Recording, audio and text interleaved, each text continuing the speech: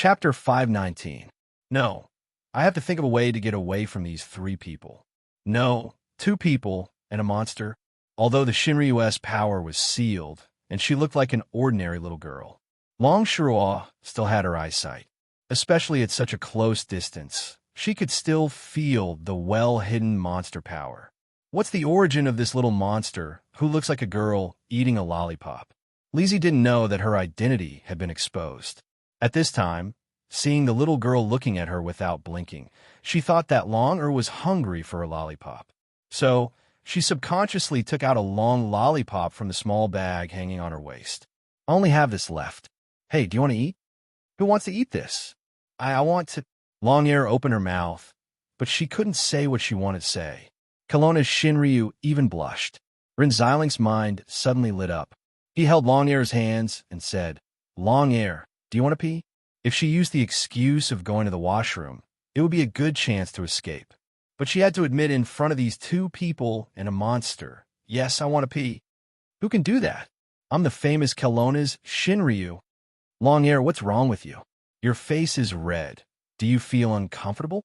Rin Xiling touched the little girl's forehead and said worriedly, It's a little hot. Do you have a cold? Should we send you to the hospital? No, don't. Long Shirua, Longyear said in a low voice, I want to go. What are you thinking? The little girl's voice was so low that Rin Xiling had no choice but to stick close to the other party's face. Washroom. What? You really need to pee. Rin Xiling smiled and said, Look at you, your face is red. I was too embarrassed to tell this fat uncle in the car, right? That's right. This fat uncle is not a good person. Rin Xiling, what enmity do you have with me? What do you mean by I'm not a good person?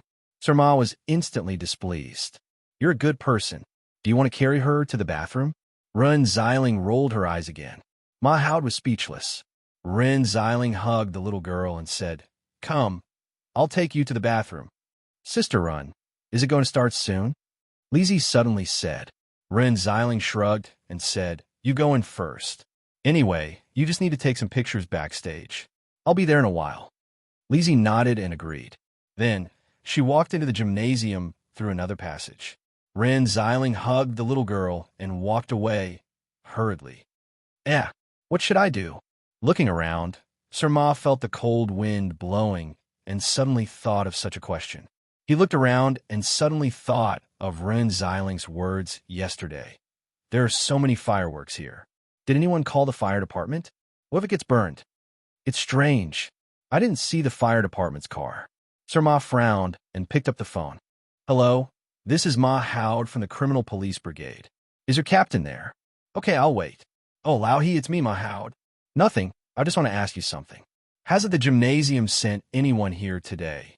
Oh, yes, I'm just passing by, so I'm asking. Has the car been out for a long time? But I haven't seen anyone. You can check it out. I'll wait for your news.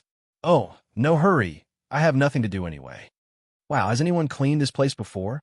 Rin Xiling held Longer's hand and frowned in the washroom.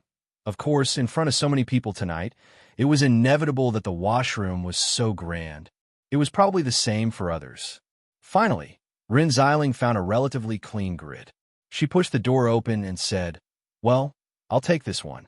It looks okay. Longer walked in stiffly. After a while, she turned around and said, Sister, I'll close the door. Oh. Rin Xiling smiled. Can't you pee? It's okay. You can close the door.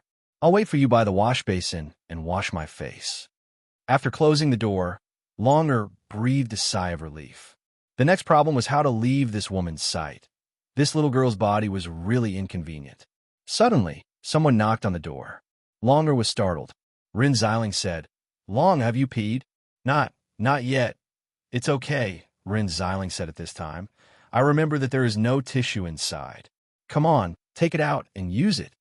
Through the crack on the floor of the door, Rin Xiling put in a pack of tissues and said, Girls need to remember to take good care of their bodies. You need to be clean and keep your little sister's hygiene, okay? I know. If this is a nightmare, please go away as soon as possible. Kelowna's Shinryu couldn't help covering her eyes in pain.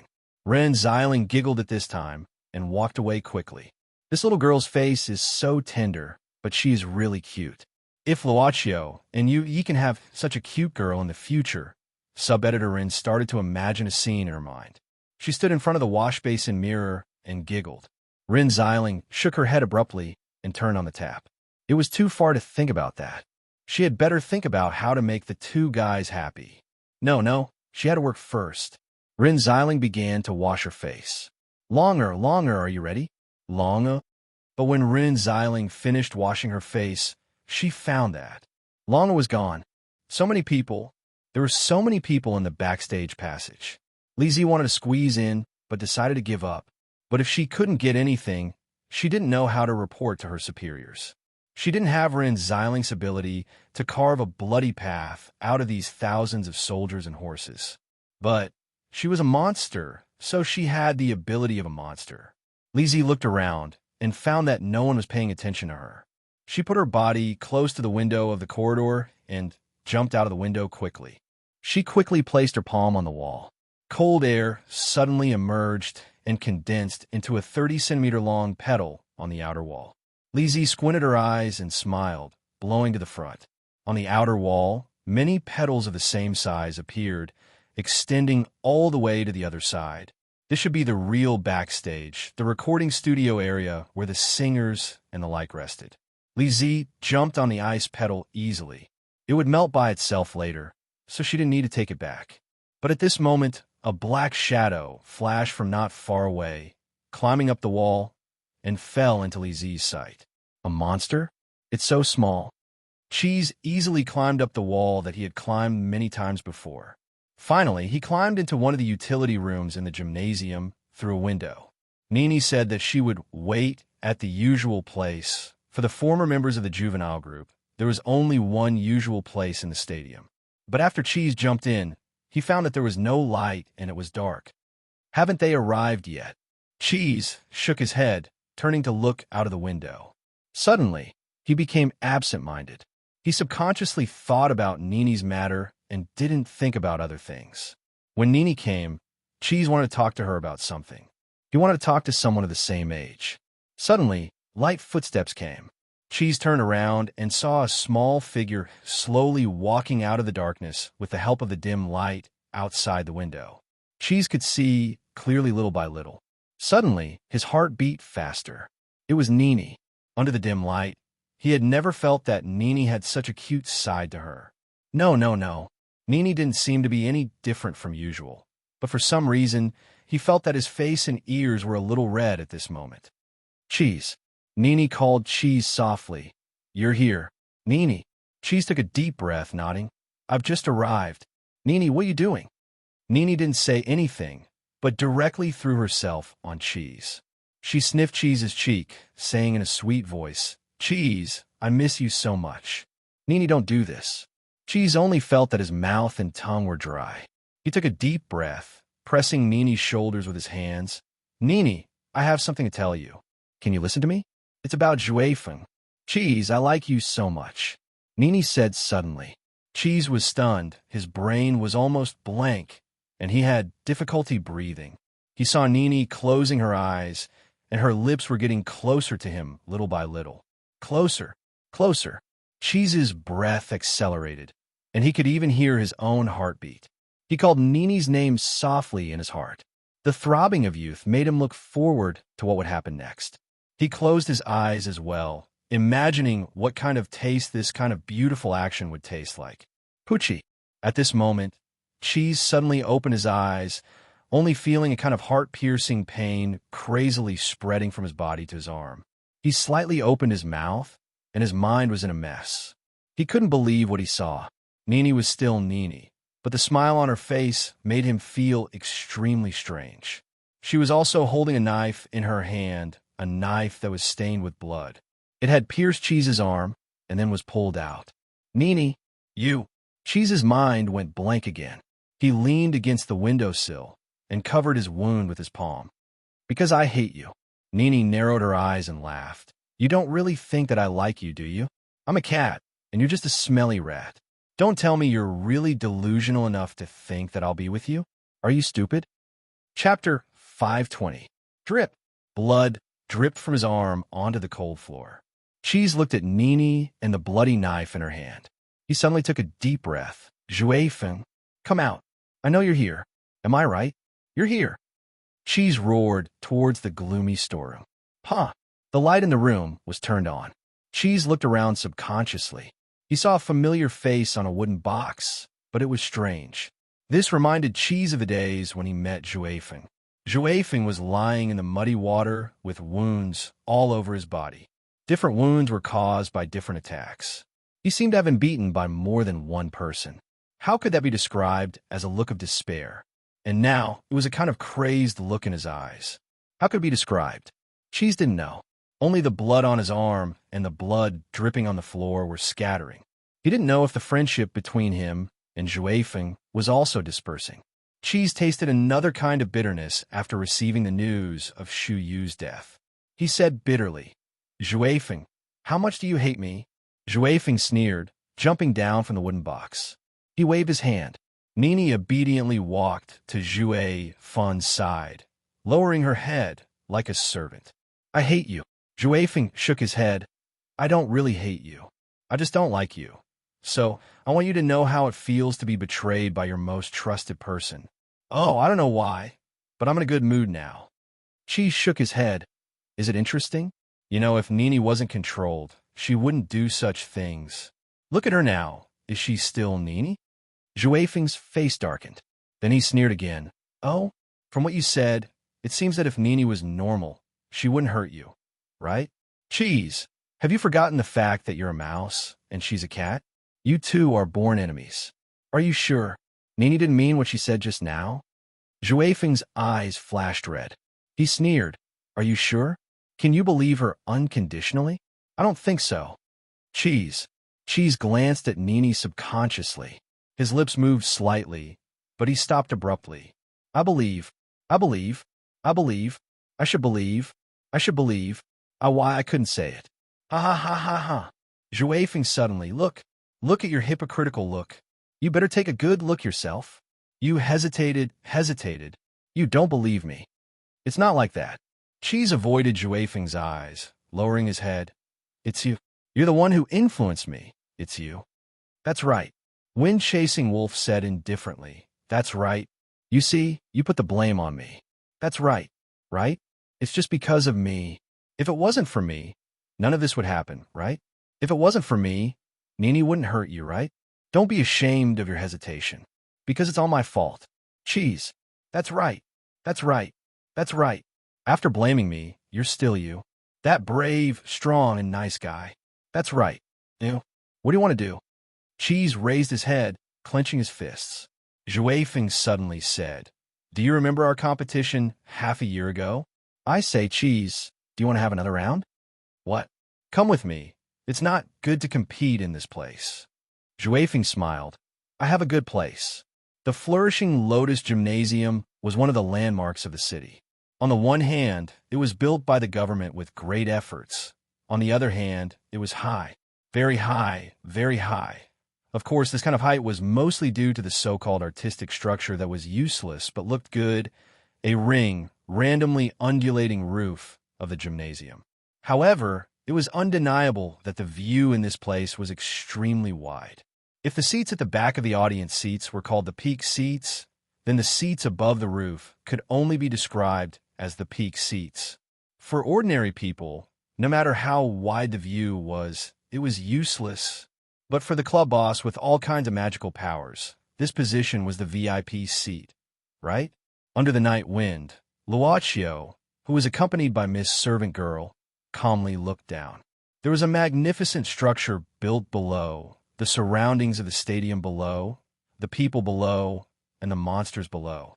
Looking at the shadow climbing on the wall, looking at the audience who began to cheer, and looking at the first singer to appear on the stage, Yi Zichen was stunned. Behind the front desk. Oh, and that Kelowna Shinryu, who was running with small steps and panting. Yu Yi, why do people gather together? Luochio turned back to Yu Yi, asking softly. Luochio had asked this question once, but it was in his heart at that time. But now he asked it out loud. Is it because of fate? Yu Yi answered softly. Luochio smiled. Is this your answer? Why do you say not sure? Miss Servant Girl frowned. You doesn't know, master. Please tell me. Luaccio shook his head. It's good that it's your answer, because it's your understanding. As for me, I want to find the answer by myself. Yui nodded slightly. The night wind messed up her hair, so she smoothed it to the back, and then looked at a direction outside the gymnasium, suddenly saying, This TNZ, it seems that he didn't clean well. Didn't you already know? Luaccio smiled. That's why I let him clean for a living. Well, I bought this singer's album before. This time he learned his lesson and put Hongguan at the end. If you don't mind, let's listen. Luaccio began to listen with interest. This was the second singer after the first one stepped down. It was amazing. It was really amazing. Where did this old man with the afro find a Harley-Davidson? Feeling the roar of the motorcycle when running, Chung Iran even had a feeling. Did this old man with an afro hide the Harley under the bridge early? Otherwise, he would have directly lifted the red, white, and blue plastic cover and then said, Get on. There's no time to explain. What the hell was that at this time? The Harley motorcycle suddenly turned sideways and then swung a half circle, gliding for more than 10 meters before stopping. It could be imagined how fast it was. Chung Iran jumped off the bike in fear. He was already soaking wet, and now his clothes were half dried by the wind brought about by his haste to move forward. His body was a little cold, and Chung Iran's face couldn't help turning pale. This old man with an afro seemed to be fine. 7 minutes. Tut-tut, old man skills seems to be good, ha-ha. The old man with an afro boasted and laughed twice, then looked at Chung Iran and said, Kid, we're here. Why don't you go in? Chung Iran was surprised. Old man, how did you know I was going in? Otherwise, why are you here? To drink northwest wind? The old man with an afro rolled his eyes and said, Don't dawdle. Do what you want to do. I think you look good now. At least you look more like a human. Chung Iran shook his head and smiled bitterly. He took a breath and said, Old man, I still don't know your name. Me? The old man with an afro pondered for a while and suddenly said, My name is John Lennon. Lennon? Tyene. What? John. Lennon. Tyene. The old man with an afro hummed. Did you hear me clearly? John? Chung Iran had heard of Lennon before. But what the hell was Tyene at the end? This old man was really like him, full of personality and eccentric. Chung Iran smiled and said, I'll call you old man. Old man? Thank you, I'm serious. Okay, don't be long-winded. The old man with an afro started the Harley's engine. Chung Iran saw this and quickly nodded to the old man with an afro. He took a deep breath, turned around, and ran toward the entrance. Wait! Unexpectedly, the old man behind him suddenly yelled out. Chung Iran was stunned and turned around. He saw the old man with an afro suddenly bent down and picked up a rectangular box from the side of the Harley. This box had been on the motorcycle all along. Chung Iran was very curious why such an ugly thing was on such a flashy motorcycle. But this strange old man's temperament was very strange, so he didn't ask. But this old man swung his hand and threw the box to Chung Iran. What a strong hand. I'll lend this to you. Remember to return it to me after you use it. I'll come to you. Boom. The box was thrown in front of Chung Iran, and the old man had already driven the motorcycle to the west in a carefree manner. Chung Iran subconsciously squatted down and opened the box. He saw Bess lying in the box with some paint peeling off. Old man, you didn't throw it away. Chung Iran picked up the Bess with a grateful smile on his face. But he couldn't see the tail light of the Harley anymore. Mahoud couldn't help but frown. The fire engine that left the squadron had a GPS system. He waited for the reply from the squadron, but found that the fire engine stopped 1 kilometer away from the stadium, and the firefighters on duty didn't respond. So Surma drove directly to the stadium and easily saw the fire engine parked on the roadside. But when he got closer, he found that all the firefighters on the vehicle were lying motionless, as if they had fainted. What the hell? At this time, Rin Xilin's words rang in Surma's ears again. There's so many people. What if it explodes? Have you called the firefighters? Chapter 521. In the ring-shaped auditorium, there was a neat wave of people, This singer really knew how to control the atmosphere of the scene. Of course, being able to do this was also related to his dozens of large-scale concerts experience. This should be able to arouse the emotions of all the audience, but it seemed that some people didn't. Instead, they showed a bitter expression. The girl noticed his appearance at this time. Since she woke up from the hospital, she only had this man in her eyes. Although fat, clumsy, and sometimes timid, there were also times when she was very brave. "What's wrong, Juga? Are you not feeling well?" the girl asked softly. I may have eaten too much or something wrong." Juga covered his stomach, sweating. "My stomach hurts. What should we do? Shall we go?"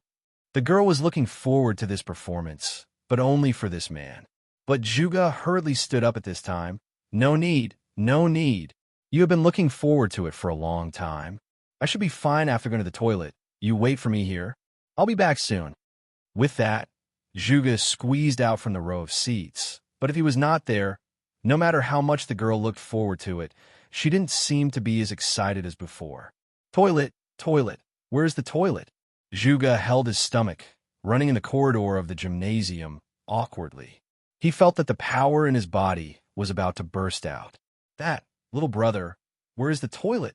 Juga had reached the point where he would catch anyone as if he caught a life-saving grass. So the god of luck didn't abandon him. He really caught someone. The kid looked young, probably a high school student. He was a little small, but his eyes were very bright. "Over there." The high school student enthusiastically pointed to the direction. "Turn right in front, go straight, then turn left, and you will see it." "Thank you." Juga was very grateful, running quickly in that direction. Looking at the fat brother who was about to die, the high school student scratched his head, muttering, "This big brother can probably hold on." The high school student shook his head. At this moment, his phone suddenly rang. The high school student smiled and looked at the window next to the corridor. While looking at the scenery outside, he said into the phone, "Hello, class monitor, what's the matter? Mo Xiaofei, how's the situation over there?" The class leader, the girl on the other side of the phone, asked softly. The high school student smiled and said, "I'm fine, but I don't know if I'll be fine after this. I have a feeling that the situation won't be too good. There are too many people." The class leader said apologetically, "I'm sorry, Mo Xiaofei. If it weren't for the lack of manpower, I wouldn't have dragged you here. I know you usually take care of your father." The high school student quickly said, "Actually, it's nothing. I told my dad that I would be a volunteer here. After the concert, I would help clean up the garbage here. He was quite happy. No matter what, I will definitely thank you later. I have to go now. I have to ask the other students about the situation." The class leader quickly hung up the phone. High school student Mo Xiaofei looked at the closed communication interface with a sense of loss. He always wanted to say something more to this girl. He looked out of the window and muttered to himself, "What's there to thank me for? This is what I should do. After all, I'm still atoning for my sins." Mo Xiaofei shook his head, took a deep breath, and patted his face to cheer himself up. But when he was about to look away from the window, his eyes stopped somewhere. It was a figure running in a hurry. "This is Officer Ma." Mo Xiaofei frowned. He hadn't used his superpower for a long time, but when he saw this police officer, Mo Xiaofei took a deep breath, focusing his eyes slightly to improve his eyesight. Later, he found that this slight use of his superpower didn't seem to cause much burden to his body. Why is he in such a hurry? What happened? Mo Xiaofei couldn't help but frown. He decided to follow up and see. He still owed this police officer a favor. Sir Ma was indeed very anxious. He found the parked fire truck, and the firefighters on the truck were all in a coma. Was he in a hurry? He directly went to the fire brigade and tried to wake up these unconscious firefighters. But he couldn't wake them up. In desperation, Sir Ma could only drive the truck to the stadium. When he got off the truck, he received a call from Rin Xiling. "Old Ma, I really want to get rid of Long. What should I do?" Rin Xiling said with a trace of anxiety and helplessness. "I just washed my face, but Long it disappeared when I turned my head." "What?" Ma Howd gave a start, and then hurriedly said, "Why are there so many troubles? I'm so annoyed." Why are there so many troubles? Do you know what happened? Mahoud couldn't help telling his discovery from the beginning to the end. Rin Xiling was surprised. Damn. It seems something will happen for what you said. Damn. Rin Xiling, you better not jinx it. Mahoud hurriedly said, let's not talk about it now. Please continue to look for Long. She's so young. She can't go far. Maybe she's just naughty and hiding. Oh, Lin Feng. Lin Feng should be here too. You call him to help look for her and tell him it's my order. I'm going to the place where the fireworks are installed. It's urgent here. I hope it's just a false alarm. The two of them split up in an instant. Mahoud looked at the direction and then hurriedly walked in that direction. As soon as he left, a figure came out from the shadow of the tree behind him. Mo Xiaofei. Mo Xiaofei frowned deeply at this moment. He had improved his hearing ability and heard Mahoud's words clearly. Mo Xiaofei looked at the fire truck parked next to him, blinking his eyes as if he was thinking about something. The scene was too big. It was impossible to find anything in the current situation, especially with so many people. Long Shua's sharp senses were no longer there, not to mention that there were too many humans gathered here. The huge and messy human aura was the best natural barrier to hide the demon aura. Why do I have a bad feeling in my heart? Long Shua panted and held the handrail of the stairs, thinking crazily. If Zhuefeng really intended to do something to the humans here, what would he do? Would he expose himself among the tens of thousands of people and then kill them? That was the worst-case scenario. After such a worst-case scenario, not to mention her current appearance, even if she hadn't become like this, she probably wouldn't have been able to suppress this matter. The modern era's information spread too fast. It was simply incomparable to the ancient times. At this moment, Long Shua vaguely heard a scream. It seemed to be a male's voice. Long Shua frowned and quickly followed the direction of the sound. It was near, in a washroom not far away. Long Shua could even smell a faint smell of blood and the sound of cracking and the sound of gurgling. Long Shua began to tremble with fear. Probably because of the loss of strength, the body sent out a dangerous signal, which made Long Shua's heartbeat inexplicably accelerated. Kelowna's Shinryu couldn't help but think that once she lost her strength, she would also have the same feeling. She took a deep breath, gently pushed open the door of the washroom, and peeped inside. And inside was a scene that shocked her to the core. Blood, the floor of the washroom, the tiles on the wall, and the respective door panels were everywhere spattered with bright red blood. Long Shirua gasped. Inside, there was a huge monster which was eating a human male's body bit by bit, and that gurgling sound was obviously the sound of the monster chewing on the bones. It was Iron Whistle. It was Iron Whistle who was gnawing the body here.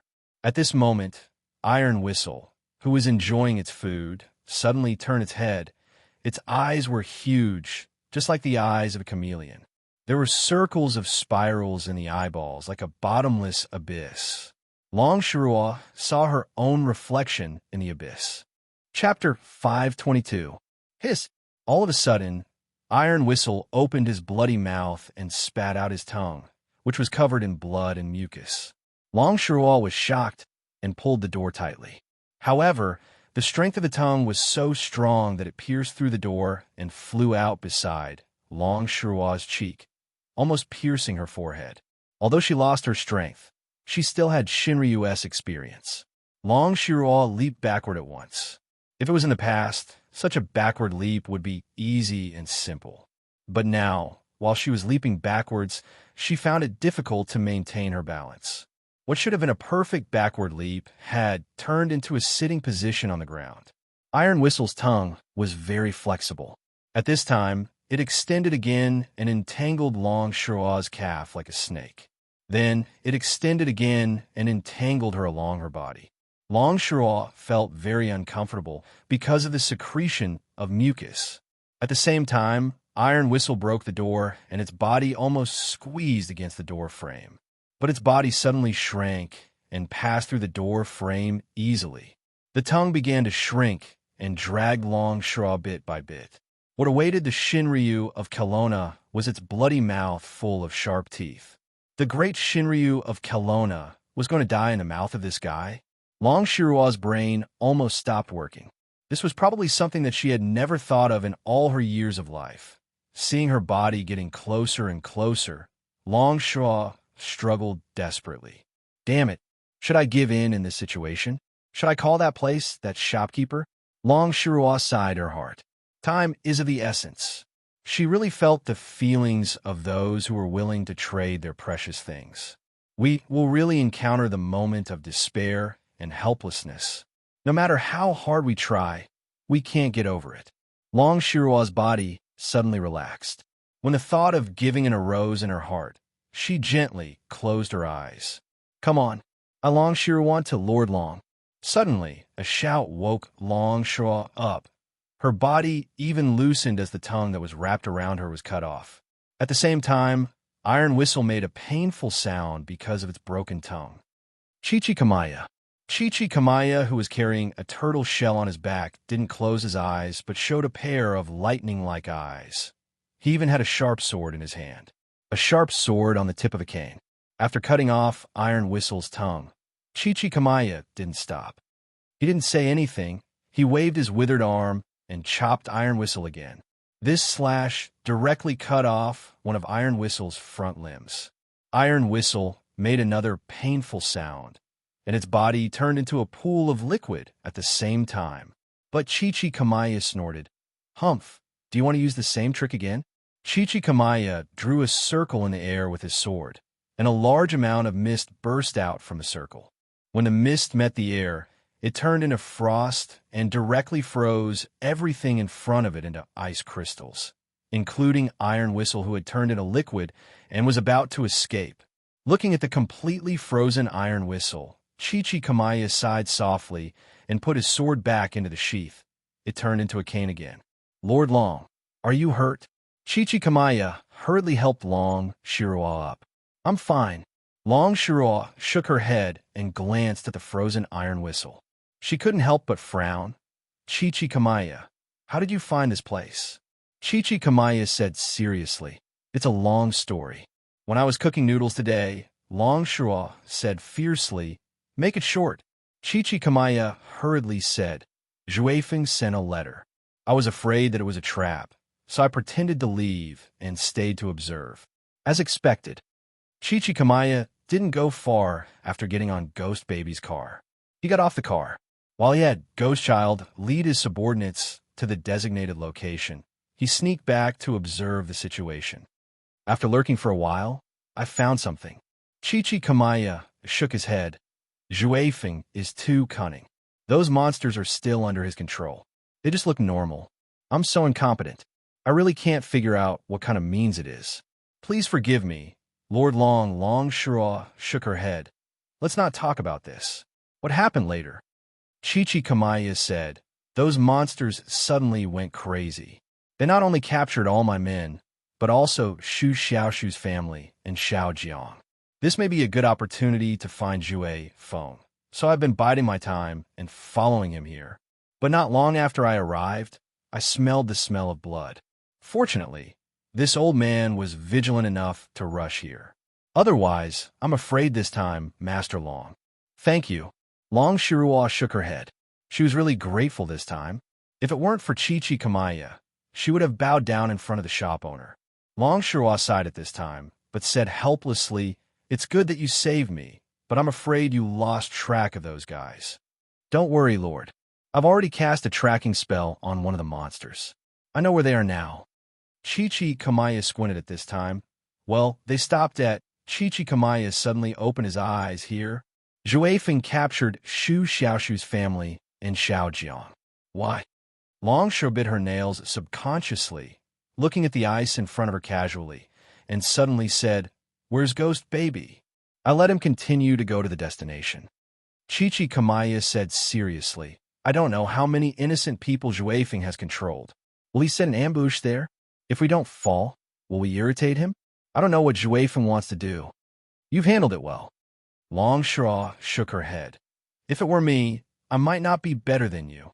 This Iron Whistle has killed so many creatures. Let's kill it. That's good. A long delay may cause trouble. Kamaya nodded and gently touched the ice with his crutch. The ice crystal shattered in an instant, turning into a large amount of ice. This Demon Clan elder was also a decisive and merciless person back in the day. Xiang Lu said that only by destroying its most original cells can it be killed. Kamaya carefully searched the ice cubes, which seemed to be the core cells. Found it! Kamaya snorted and was about to touch it with his crutch. Unexpectedly, the half of the tongue that was cut off suddenly opened at this moment, and a thin needle as thin as a cow's hair shot directly to Kamaya's ankle. What a cunning beast! Kamaya was stabbed, and, at this moment, he was furious. But the forelimb that was cut off by him suddenly turned into a pool of liquid, directly covering Kamaya's body. But for Kamaya, this was only a hindrance. The old turtle snorted, and the liquid covering him instantly turned into ice. He shook his body and fell down. But Kamaya's face suddenly turned black, and he directly knelt on the ground. Oh no, this needle is poisonous. Kamaya, this poison can't kill me. Kamaya took a deep breath and gathered all his monster power, only to see that the place where the needle was on his ankle began to emit thick black liquid little by little. But the ice crystal had been broken, and the liquid began to break out little by little and quickly gathered together. But not much of the ice crystal was broken out, and when it gathered together, its volume was much smaller than before. The liquid in front of him began to expand and slowly turned into a figure. Long Shiro took a deep breath. Prometheus, those guys in the West, actually created a monster with such tenacious vitality. But at this moment, it had a voice. It was the kind of voice that could speak. Its form gradually became clearer, and so did its voice. Previously, there was a voice that asked me, if there was someone stronger than me who wanted to kill me, what would I do? At that time, I said that it was normal the weak would die. I died because I was weak. It became clearer and clearer, and Long Shiro's eyes were filled with shock at the same time. But just now, when I was about to die, it finally took shape. Why did you want to kill me? It had taken shape, and it was roaring. Shuyu. But it was accompanied by the exclamation of Kelowna Shinryu. Chapter 5:23. In front of him, it was only about 6 meters tall. Even in the eyes of humans, it looked short. But it was this short face that overlapped with the face that was always greedy for small gains and was always looking at the customers in the pet center with a lustful look. But Long Shiro clearly knew that this was not the real Shuyu. You are not Shuyu. Long Shiro took a deep breath and stood up. You are not. The Shuyu I know would never do such a thing as killing a living being. Why should we kill you? Why don't you ask yourself how many monsters and humans you have killed? If I don't kill you, how can I face those monsters and their families who died tragically in your mouth? Its eyes were much bigger, and its mouth even more cracked. Its eyes were tightly locked on Long Shiro, and its voice was cold. What about you? Aren't you the same? Aren't those things that you eat the same? Humans eat animals. You monsters eat all kinds of creatures. What about you? Why can you? I can't. Tell me. You want to live? This is your wish. I want to kill you. This is also my wish. At this time, Kamaya staggered to stand up and said in a low voice, You want me to answer you? I can only answer you because of selfishness. Although it staggered, Kamaya's movement was not slow. It instantly pulled out its sword, and cold light shone in all directions. It was frightened and stepped back 2 steps, very afraid of the sword in Kamaya's hand. Selfish, selfish, selfish. I don't want to die. Its body turned into liquid again and instantly left the toilet canal. Kamaya did not move and just watched it leave. Until it completely left, it spat out a mouthful of black blood and fell to the ground. It turned out that it was just pretending. Kamaya, don't scare me. Kamaya smiled bitterly and said, This old man is useless to be entangled by such a small poison and become so weak. Long Shiro sighed and said, The secret technique you used last time backfired on you, and you haven't recovered from that level of injury. This poison is probably the same as the one that killed Spider-Man. You're already heavily injured, and you still need to suppress the poison. It's already good enough that you can speak. Chichikamaya, he's getting old. Long Shiro couldn't help but feel sad. How many years had it been? How many years has he been alive? However, even though he was still alive, he was no longer the turtle prime minister who was in his prime and could caress her head and call her little princess. Chichikamaya's eyes gradually became cloudy, and he said softly, "Little princess, after so many years, this old man finally sees you like this again. Little princess, it's been hard on you all these years. Don't say anything, Chichikamaya." Long Shirua's eyes were red. Chichikamaya said weakly, "It's the Xian Yuan family who let you down. Little princess, this old man is the one who let you down. When you were still so young, this old man personally sent you to Shinryu to accept the inheritance. You're still young, but we had no choice but to let you shoulder this responsibility. Little princess, do you blame me? I'm sorry. I hope that one day, you'll be able to take this heavy responsibility. Chichikamaya, I order you. Don't say anything else. Stand up. Stand up. In the name of Kelowna Shinryu, I order you. Stand up. Little princess. Little princess." Chichikamaya's eyes became cloudy. "Little princess, you're late again today. Is there going to be a punishment? Little princess, yesterday, I asked you to memorize the medicine manual. Have you finished memorizing it? Did you sneak out again?" He stopped abruptly and slowly closed his eyes. Chichikamaya. Chichikamaya. Grandpa Tortoise. Long Shirua screamed madly and hugged Chichikamaya's body. A heart-wrenching pain spread through her body. After losing Shinryu's power, she was no longer able to look at everything with a detached heart. It was as though she was reliving the first half of her life. In such a short period of time, she had experienced so much helplessness. Her mind was no longer as firm as a rock, and her heart was no longer as cold as ice. Longair's eyes were filled with tears as she bawled, "Grandpa Tortoise!" Right now, she was only Longair. "I don't want you to die. Grandpa Tortoise. Longair doesn't want you to die. Grandpa Tortoise. Grandpa Tortoise." Longair leaned on Chichikamaya's chest and pounded on Chichikamaya's chest with all her strength. "Get up, get up, get up, Grandpa Tortoise." She was still leaning on Chichikamaya's chest and pounded on it with her small fists. She pounded weakly. "Grandpa Tortoise, Grandpa Tortoise, Grandpa Tortoise, Grandpa Tortoise. I will never let you die." All of a sudden, Dragoni clenched her fists tightly. Raising her head, she mustered all the strength in her body and screamed at the top of her lungs, "Come out! Come out! Come out! I know you're here! Come out! You've won! Come out! You've won! Come out!" But there was no one around. No matter how she shouted, no one came out. Longair's face was pale, and she lowered her head in despair. "Come out! You've won! Why don't you come out? Come out!" The sound of footsteps, two different kinds of footsteps, sounded in front of Longair at this time. She raised her head subconsciously and saw the club's boss and Miss Maid standing in front of her. "Miss Long, you're looking for me?"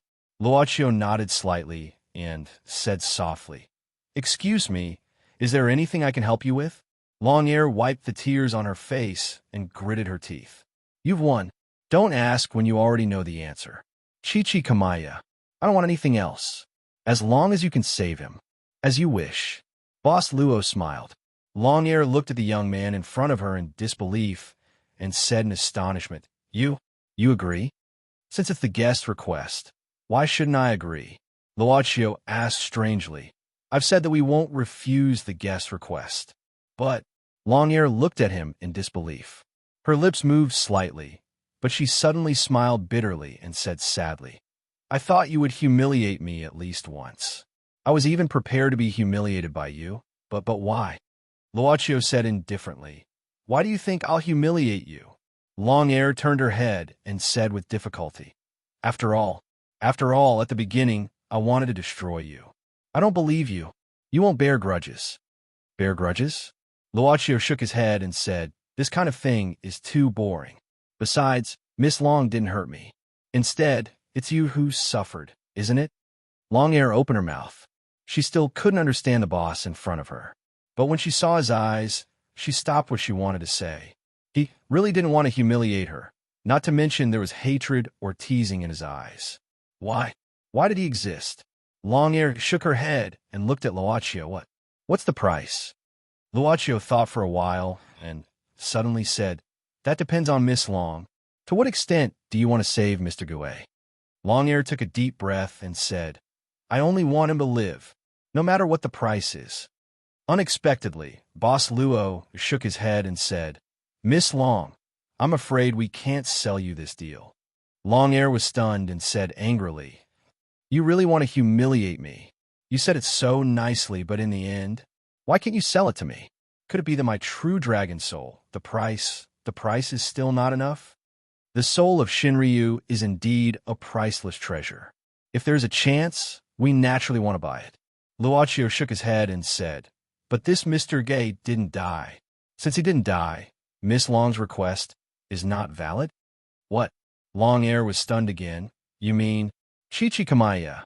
He's still alive?" Boss Luo chuckled. "Of course as a Shinryu, Miss Long. Haven't you heard of turtle breath? This Mr. Gue just temporarily stopped all his functions and wholeheartedly expelled the poison from his body. Although the poison is very strong, it can't kill this Mr. Gue." Longshaw stared blankly at Chichikamaya, who was lying on the ground. She suddenly shivered and stepped on Chichikamaya's head and shouted, "Chichikamaya! Don't you ever wake up? You inferior servant, you dare to let me. Kelowna's Shinryu sobbed. "Let me be so worried." Chapter 524.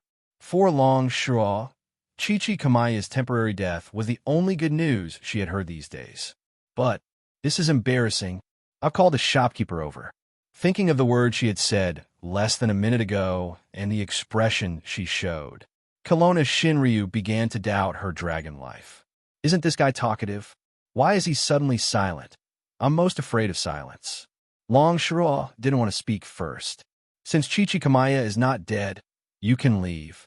If she dared to say such words, Longshaw didn't feel that the shopkeeper would do anything. It was a strange feeling, but her intuition was right. The shopkeeper might be fine, but the maid next to him might not be. "Miss Long, do you want to buy anything else from this shop?"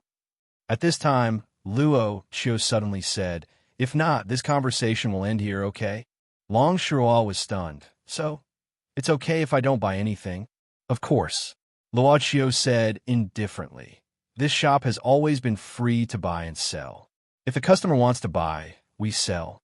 If the customer doesn't want to buy, we won't force them." "Because it's me?" Longshaw suddenly frowned. "No, it's the same for everyone." Luochio gave an affirmative answer. Longshaw suddenly smiled bitterly. "I didn't expect. I always thought that you would only tempt creatures and would do anything to complete the transaction." Luochio suddenly said, "Miss Long, if there's nothing else, please allow me to leave." "What kind of person is this?" Longshaw subconsciously said, Wait, is there anything else?" Luochio turned around. Longshaw gritted her teeth and said, "How much do you want to give if you expel all the poison in Chichikamaya's body and wake him up immediately?" Kelowna Shinryu's expression was somewhat complicated. She kept telling herself that this was just to wake Chichikamaya up, not because of some strange feeling of guilt. Luochio said, "Miss Long, do you have any treasures on you now?" "No." Longshaw shook her head. Although she was Kelowna's Shinryu, in fact, she could be called the poorest monster in Kelowna. Luochio nodded. "In that case, please give me a drop of blood, Miss Long. Just a drop of blood?" Longshaw couldn't help but be surprised.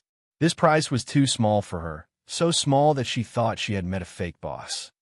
"It's just a simple detoxification," Luochio said indifferently. "Even if we don't help, Mr. Turtle will wake up in 2 or 3 days." Longshaw suddenly remembered the conversation she had with the shop owner before. She understood something and smiled bitterly again. "I understand. This is the time you said will be consumed, right?" In order to stop the consumption of time, we have to pay something else. That's it. Please expel the poison in Chi-Chi Kamaya's body. Luochio didn't say anything more and stepped forward to Chi-Chi Kamaya. He squatted down, stretched out his finger, and gently touched Chi-Chi Kamaya's chest, and then slowly raised his finger. A pool of black liquid was quickly pulled out from Chi-Chi Kamaya's chest, as if it was pulled by something. Luochio waved his finger, and the pool of black liquid was thrown on the floor. The liquid was like a strong acid, immediately corroding the floor, making a sizzling sound and emitting black smoke. Yi took a handkerchief and gave it to Luochio at this time. Luochio wiped his palm with the handkerchief and said, "Well, Miss Long, the thing you want has been delivered. It's so simple." Thinking that she originally intended to spy on the background of this shop but ended up in this situation, Longshaw couldn't help but feel bitter in her heart. But at the same time, she became even more fearful of this mysterious shop. Even she had suffered such a big loss and was unable to fight back. What kind of terrifying thing was hidden behind this shop? "Miss Long, it's time to pay the transaction fee," Miss Maid suddenly said at this time. Longshaw stared at Yi and snorted, "Don't worry, I'll never go back on my word. It's just a drop of blood. I'll release it for you right away." But she lost the power of Shinryu, so it was not so easy to get a drop of blood. So Longshaw helplessly put her finger into her mouth. The simplest way was to bite her finger. No need to be so troublesome. Luochio smiled and said, "If Miss Long has a wound now, I'm afraid it won't heal so quickly." Before Longshaw could react, Boss Luo stretched out his hand. Longshaw frowned and subconsciously stretched out her hand. She hesitated for a moment and finally put her hand in Luochio's palm. "It's done." However, Luochio released his hand at the moment of contact. When he opened his palm again, a drop of red blood with a slight golden and purple light appeared in his palm. This was a drop of Shinryu Kelowna's blood. Boss Luo took away Longshaw's drop of blood so easily. It didn't hurt at all. "Then, I'm looking forward to your next visit. Dear Miss Long," Luochio slightly bowed and said. Miss Maid naturally also followed the boss and bowed slightly. Longshaw frowned at this time. Many thoughts kept circling in her mind. For example, should she take this opportunity to ask for Shinryu's power to be restored? However, this thought was quickly dispelled. The true dragon's strength had been sealed because he had taken the initiative to attack the other party. If he wanted to recover it now, it would take more than just a drop or two of blood. In order to save Chi-Chi Kamaya, she was willing to sacrifice Shinryu's soul. Just like what Chi-Chi Kamaya said to Iron Whistle, everyone had their own wishes, but they all had a selfish side. But she couldn't use Shinryu's soul to restore her power. "Juefeng." Longshaw took a deep breath and said, "Juefeng. I know. Juefeng got something from you, right? Otherwise, he wouldn't have disappeared in front of the ghost child, and then appeared again to be able to control others. I'm sorry, Miss Long. It's the shop's rule that we can't reveal the details of transactions." Luochio shook his head. Longshaw said quickly, "Okay, I know Juefeng has captured Shu Xiaoshu's family, and I'm afraid he's here now. I want you to ensure the safety of all the people under his control and help Juefeng get rid of his inner demon and restore him to normal. How many drops of blood do you want? Tell me. Ensure the safety of those under his control?" Luochio said softly, "That's easy. But to get rid of Juefeng's inner demon, I'm afraid it can't be paid with ordinary Shinryu's blood. Miss Long, if you really want our shop to help you, please pay at least a quarter of Shinryu's blood essence."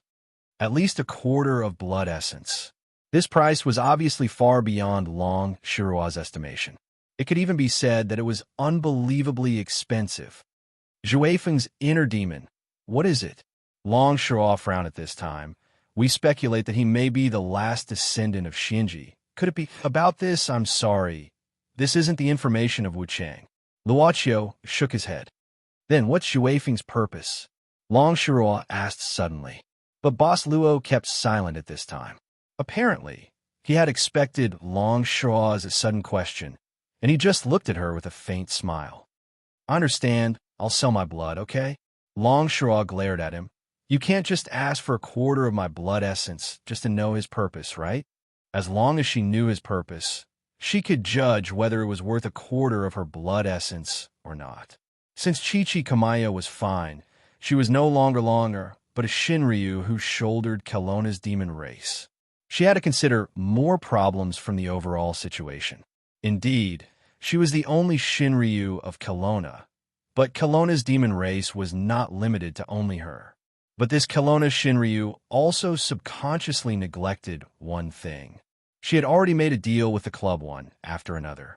It was as if after starting a deal, unknowingly, she couldn't turn back. Since Miss Long requested, then please pay 800 milliliters. But before the boss said the transaction fee, Chi-Chi Kamaya, who was lying on the ground, suddenly opened her eyes and blurted out, "Lord Long, think twice." Chi-Chi Kamaya's words woke Long Shiro up. "Master Tortoise." "Chi-Chi Kamaya, you're awake." Chi-Chi Kamaya took a deep breath, standing up with the help of his crutch. Tortoise's breath is going to end. It needs some time to start. Although I couldn't move just now, I've regained my hearing. I've heard Lord Long, and he glanced at this guy in front of him, thinking of the moment when Xiang Lu's disaster happened that day. He couldn't help showing a hint of fear. The conversation with this gentleman. "Lord Long, I think it's different." "Master, you don't need to buy anything, because I've already got a solution." "Sir, please go back." Chi-Chi Kamaya took a deep breath again, facing an inexplicable fear, looking at Luochio seriously. "Lord Long won't make any more deals with you." "Chi-Chi Kamaya, do you really have a solution?" Long Shiruo frowned and asked. Chi-Chi Kamaya nodded heavily. "Master, if you don't believe me, I'm willing to sign a life and death contract." "It's too heavy, no need." Long Shiruo shook her head. "I believe you." While saying, she looked at Boss Luo. "You've heard it. Since we're free to buy and sell, then just pretend I didn't mention it." She originally thought that the boss would be a little angry at this time, or at least show some displeasure. But Boss Luo refreshed Kelowna Shinryu's understanding again. "Then, I won't disturb you too." Boss Luo nodded with a smile, then turned away. He wasn't unhappy, let alone angry. Weird guy. After confirming that Luochio and the maid really left, Long Shiro looked at the direction where the boss left, murmuring softly. Unconsciously, she had a strange curiosity about this person. It seemed that she had changed some of her views. Really left. Chi-Chi Kamaya was still nervously looking around, looking frightened. Long Shiro couldn't help laughing. "You old turtle, where's your awe-inspiring aura? Now you know fear?" Chi-Chi Kamaya swallowed his saliva, saying hesitantly, "Lord Long, forgive me for asking. You became like this. Is it because..." Knowing that Chi-Chi Kamaya already knew something, Long Shiro couldn't help but sigh, nodding slightly, saying helplessly, "I couldn't even force him to attack. My power was sealed. That's why I said you were really brave just now." Chi-Chi Kamaya was so scared that his face turned pale and his lips trembled slightly. "Oh my God, did I just offend such a horrible guy?" "Okay, stop trembling." Long Shiro shook her head. That guy doesn't hold grudges. He probably won't hold grudges against you. An old turtle with one foot in the coffin for such a small thing." But how could Chi-Chi Kamaya stop trembling?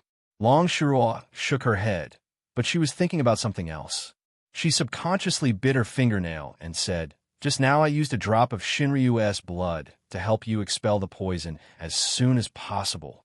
But to know Zhuefeng's purpose, we need..." He said, 800 milliliters? So much? What is Zhuefeng's real purpose?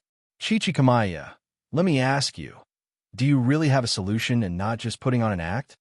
How would I dare to lie to you? Chi-Chi Kamaya quickly said, and took a deep breath, spitting out a bead from his body. Why did you spit out your bead at this time? Could it be that your method is to use the secret technique again? Long Shiro couldn't help but be angry. Chi-Chi Kamaya, don't you know how many lives you have left? No. Don't worry, milady. Chi-Chi Kamaya laughed. I spit out the bead not to use the secret technique, but to help milady recover your strength temporarily. What did you say? Chi-Chi Kamaya smiled. Do you remember when I used the secret technique that day? I asked milady for a drop of blood? Actually, With the ghost baby nearby, he can guard the demons, so there's no need for Milady to use Shinryu's blood. The reason why I asked you for it is to make some preparations, just in case. Now is the time to use this method. Chichikamaya handed the bead to Long Shua and said seriously, Milady, you know the origin of this bead. I won't say more, but I'll tell you how to temporarily recover your strength. It can borrow Milady's Shinryu's blood and temporarily imitate Milady's posture. You only need to hold this bead, and you can control the imitated figure to fight. However, Shinryu's strength is too great, so the imitated figure only has 30% of Milady's normal strength, and it can only last for 5 minutes. Milady, you have to hurry up. Only 5 minutes? Isn't that enough? Even if Xuefeng is really a descendant of Shunku, he's still young, so his true strength isn't strong. 30% of Milady's strength is more than enough. Chichikamaya stroked his white beard. With these 5 minutes, Milady can easily capture Xuefeng. As long as he's captured, all the problems will be solved naturally. As for Milady, you want to get rid of Xuefeng's inner demon. Since you've already captured him, why can't you take it slowly? Whether you put him in the underground spiritual vein to wash, or use medicine to expel it, you can always find a way. At the beginning, he had asked for a drop of blood, and now it played an important role. Long Shua couldn't help but sigh at Chichikamaya's craftiness. Time is of the essence. Let's go now. Cheese looked at the place in front of him with a dignified expression. This was the place where he followed Xuefeng to one of the sub-halls of the gymnasium. This was the indoor basketball court. At this time, Wind-Chasing Wolf directly walked to the center of the basketball court. He waved his hand, and Nini threw a football toward Xuefeng. Xuefeng stepped on the football, looking at Cheese, and sneered, "Let's play here, Cheese. But before the game, I want to say something fun." What do you want to do?" Cheese asked angrily. Xuefeng clapped his hands, and Nini pushed a mobile cabinet with a cover from the side. She pulled away the cloth on the cabinet, and 6 laptops appeared in a row. Nini opened these laptops one by one, and Cheese couldn't calm down after seeing the pictures on the laptops. He roared at Xuefeng, "Xuefeng, you've gone too far. What did you do to my mother?" In the pictures, there were different people. Shu Xiaoshu, his brothers and sisters, and Xiao Jiang. Beside each of them stood a human or a demon. These fellows all held a dagger and pressed it against each of their necks. Xuefeng ignored Cheese's roar and laughed. "The rules are very simple. Let's shoot each other. If you take 1 point from me, I'll let go of 1. You can choose who to let go first. But on the contrary, if I take 1 point from you..." Xuefeng's eyes were red, and he looked at Cheese ferociously. "I'll kill 1, and you can choose who to kill." "Xuefeng." Cheese rushed to Xuefeng with red eyes and grabbed Xuefeng's collar. "Let them go. Let them go." "Are you going to kill me?" Xuefeng said indifferently. "Yes, as long as you dare to do it." "What? Do it." "Xuefeng, I beg you, let them go. No matter what you do to me, I only beg you to let them go." "Okay," Cheese begged. "Since you don't want to do it, let's start the competition." Xuefeng slapped Cheese's hands away. "If you still don't want to compete, I'll have to kill them immediately." Cheese knelt down on the ground, his hands pressed on the floor, and his head was lowered. He felt that all his strength was sucked away. He felt that this nightmare was too horrible. But should he compete or not? Outside the field, Nini stood motionless with a dull expression, but a line of tears flowed out from her eyes. Yin yin yin yin PS1. If there is no accident, the story of Chung Iran and Xuefeng will come to an end in these 2 days. PS2. Thank you to all of you who have been following me and giving me so much patience so that I can create one story after another in peace. Chapter 525. Looking at the miserable Cheese, Xuefeng said indifferently, "Hurry up. I don't have time to wait for you. I'll count to 30 seconds, start or not." Cheese's shoulders trembled slightly. He didn't even dare to imagine how he would face that choice if he lost 1 point. Choosing a loved one to die in front of him. What nightmare it was. It's not the time to daydream. Don't move. Don't let others know I'm talking. But at this moment, a woman's voice came into Cheese's ears, making his heart beat wildly. Can you hear me? If you hear me, just tap with your finger. Remember, tap gently. I can see it. Cheese tapped the floor subconsciously. The woman continued, I know you're curious about who I am, but it's not the time to ask about it. The most important thing is how to solve your current predicament. Listen, I don't know what grudges you have with the guy in front of you, but what he did was too despicable. I didn't want to meddle in other people's business, but this time I can't stand it. You try to stall for time with him, and I'll find a way to find out where your loved ones are held. Do you understand? Cheese didn't know where this woman came from. He had never heard the same voice before, and he didn't know if she really wanted to help him. But now, it was as if he had grabbed onto a life-saving straw. He quickly tapped the floor with his finger. Remember, try to stall for time. I'm going. Cheese raised his head subconsciously, but there was no moving shadow in the basketball stadium. At this moment, Juefeng said, Well, have you made your decision? Cheese took a deep breath and then stood up slowly. He thought of the woman's words, trying to stall for time. So he looked at Juefeng silently, but didn't say anything. What? Are you protesting me with silence? Juefeng sneered. It's useless. I said 30 seconds, so it's 30 seconds. Wait, Cheese said in a low voice. How can I believe you? They're all in your hands. How can I trust this rule? What if I win and you don't let him go? Juefeng sneered. Do I need you to believe me? It's up to you whether you want to compete or not. I don't care whether you want to kill me or not. Cheese snorted. Then I won't compete with you. If you have the ability, you can kill all of them, including me. This way, you can forget about defeating me for the rest of your life, because you won't have another chance. Juefeng laughed and said, Funny. Half a year ago, you lost to me once. I've already won. Cheese said in a low voice. At that time, I let you win because I wanted to let you win. If we do it again, it may not be the same. However, if you are willing to live on because of me, then you can do it. Cheese took a deep breath, but closed his eyes and said angrily, Do it. Juefeng's eyes became uncertain. After a while, he sighed and said in a low voice, What do you want? However, it's impossible for me to let them go. Cheese said slowly, Let me think. I want an absolutely fair competition. That way, even if I lose, I can accept it wholeheartedly. You want fairness? Juefeng frowned. Cheese said, That's right. Absolutely fair. Your demonic power is stronger than mine, so this time is the same as last time. You can't use demonic power. You can only rely on your own skills. If you use demonic power, even if you lose, you have to let them go. Do I need demonic power to win against you? Juefeng sneered. I agree to this condition. All right, cut the crap. Let's start. Wait, Cheese said again. I have another condition. You're so annoying. If you don't agree, then kill me. Say it. Juefeng held his breath impatiently. Cheese looked at Nini and said, If I have more points than you in the end, I want you to release the control on Nini. I agree. Juefeng waved his hand and said loudly. His quick reply was out of Cheese's expectation. What he wanted to say was stuck in his stomach. Then let's start. Juefeng snorted. Cheese had to bite the bullet and said, Wait, what else do you want to do? If you dare to talk about conditions, I'll lose my patience. Juefeng's face darkened. I want to warm up first. Where did they hide her? Damn it. There are too many humans and their auras are too messy. Outside the basketball stadium, a petite figure was moving quickly. Her eyes swept through all the places in her sight, trying to analyze the places that matched the background in the notebook. Alas, I'm meddling in other people's business again.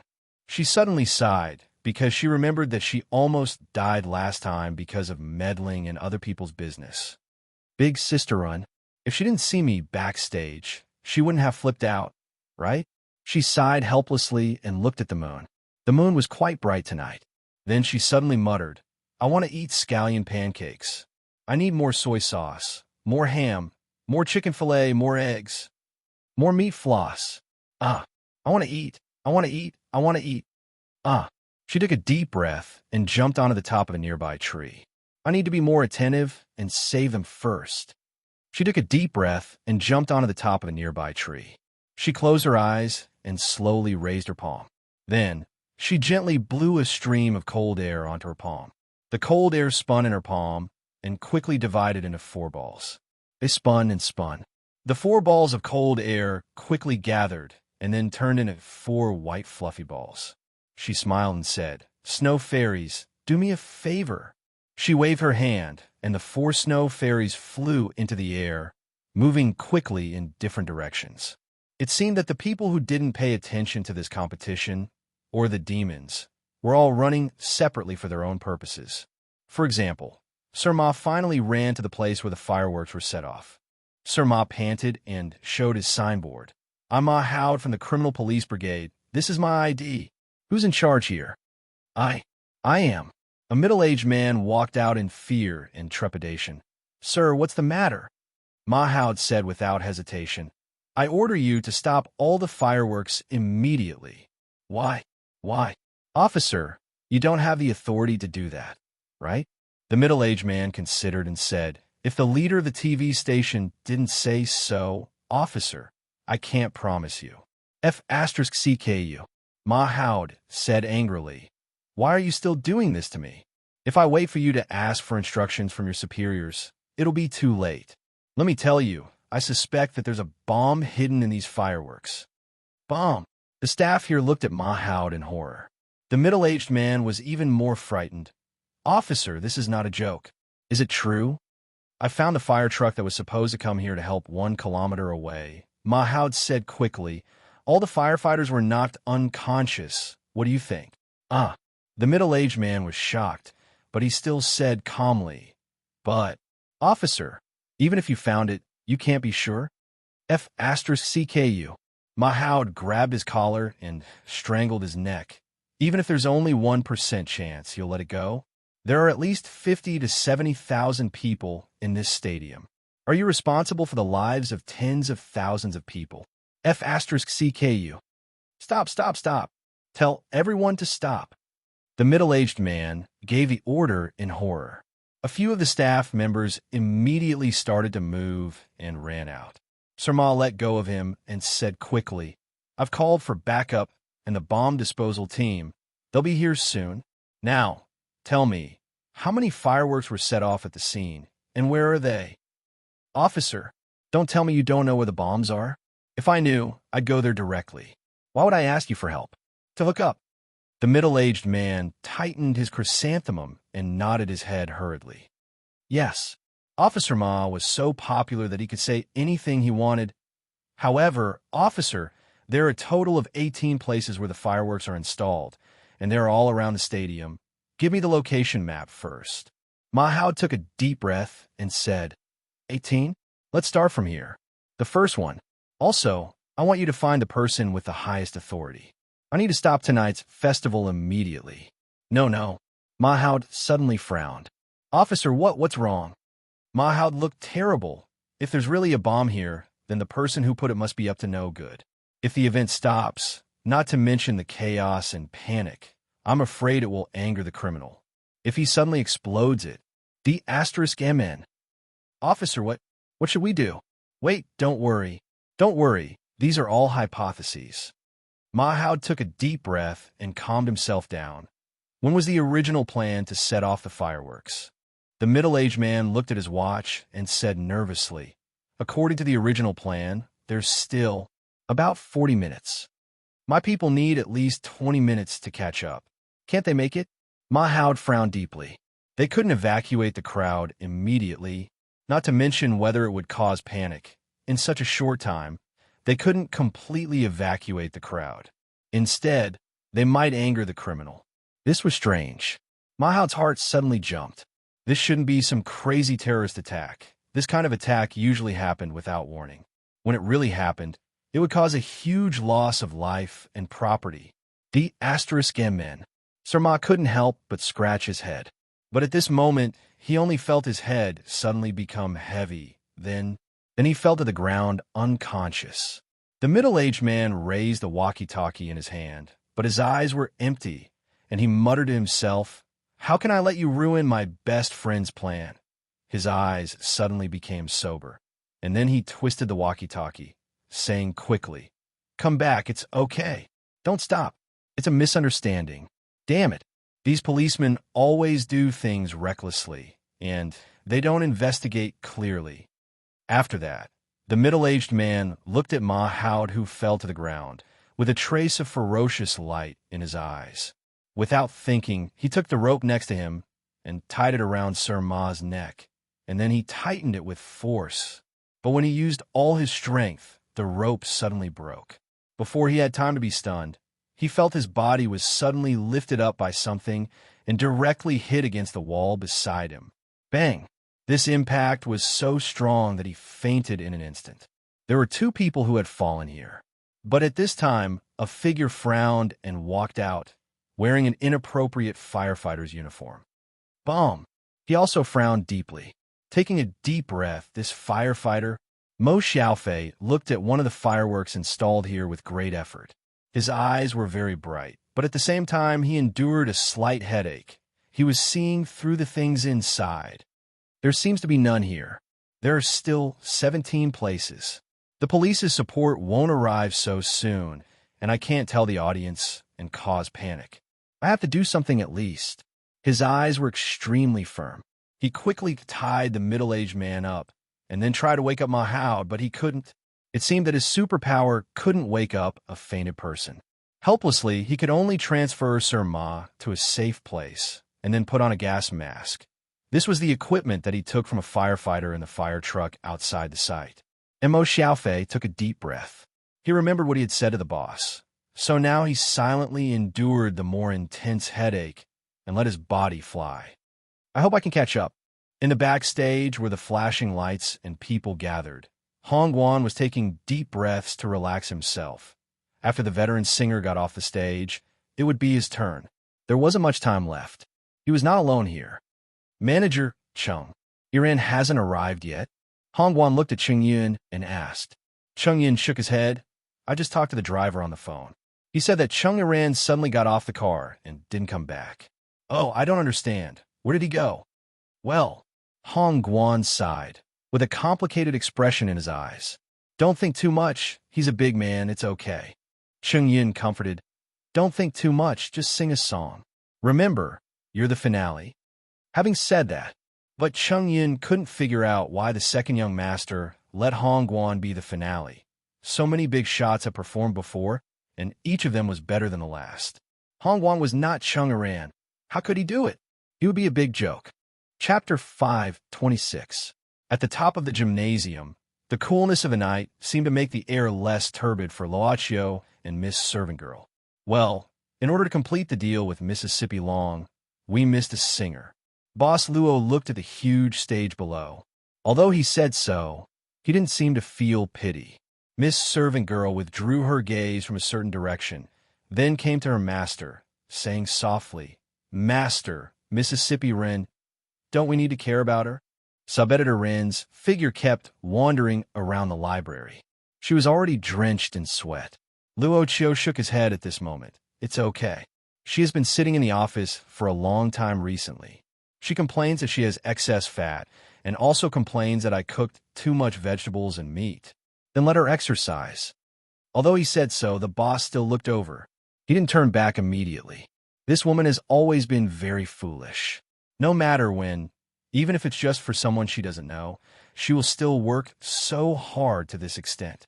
Miss Servant Girl saw that her master's eyes were full of tenderness. She didn't disturb her master's attention at this time, but observed the situation around. When she saw a figure flying rapidly in the dark night, her eyes slightly brightened. She seemed to be able to smell the fragrance mentioned by her master. So Miss Servant Girl withdrew her gaze and looked at the direction of the gymnasium. Over here, in the center of the indoor basketball court, Zhui Feng's eyes suddenly darkened. Are you ready or not? Lifting leg, pressing leg, stretching. Chi seemed to be doing all the warm-up exercises he knew, but now he was doing finger exercises. It's a big deal. Of course I have to make the best preparation. Chi said seriously. If your relatives were treated like this, can you be careless? I have no relatives. Zhui Feng suddenly got angry, roaring, Cheese. I'll start right away. If you delay, I'll do as you wish. I'll kill them all. Nini, do it. Cheese was shocked. He knew that he couldn't delay any longer. He broke out in cold sweat and said, "Don't. All right, I'm fine now. We can begin now." Zhuifeng snorted and waved his hand, signaling Nini to stop typing. Cheese took a deep breath and said, "Okay, but I'll attack first." As you wish." Zhuifeng chuckled and kicked the football at Cheese. "There is no goal here. As long as you can avoid my defense and dribble the ball to the end line, you can get 1 point. You said that you wouldn't use your demon power and only rely on your own skills." Cheese took the ball. "And you don't want to foul, pull, or knock down. Come on." Zhuifeng grabbed his knees with both hands and bent his waist. Cheese took a deep breath. At this point, he couldn't count on the progress of the mysterious woman. The only thing he could do was to try his best to get 1 point from Zhuifeng.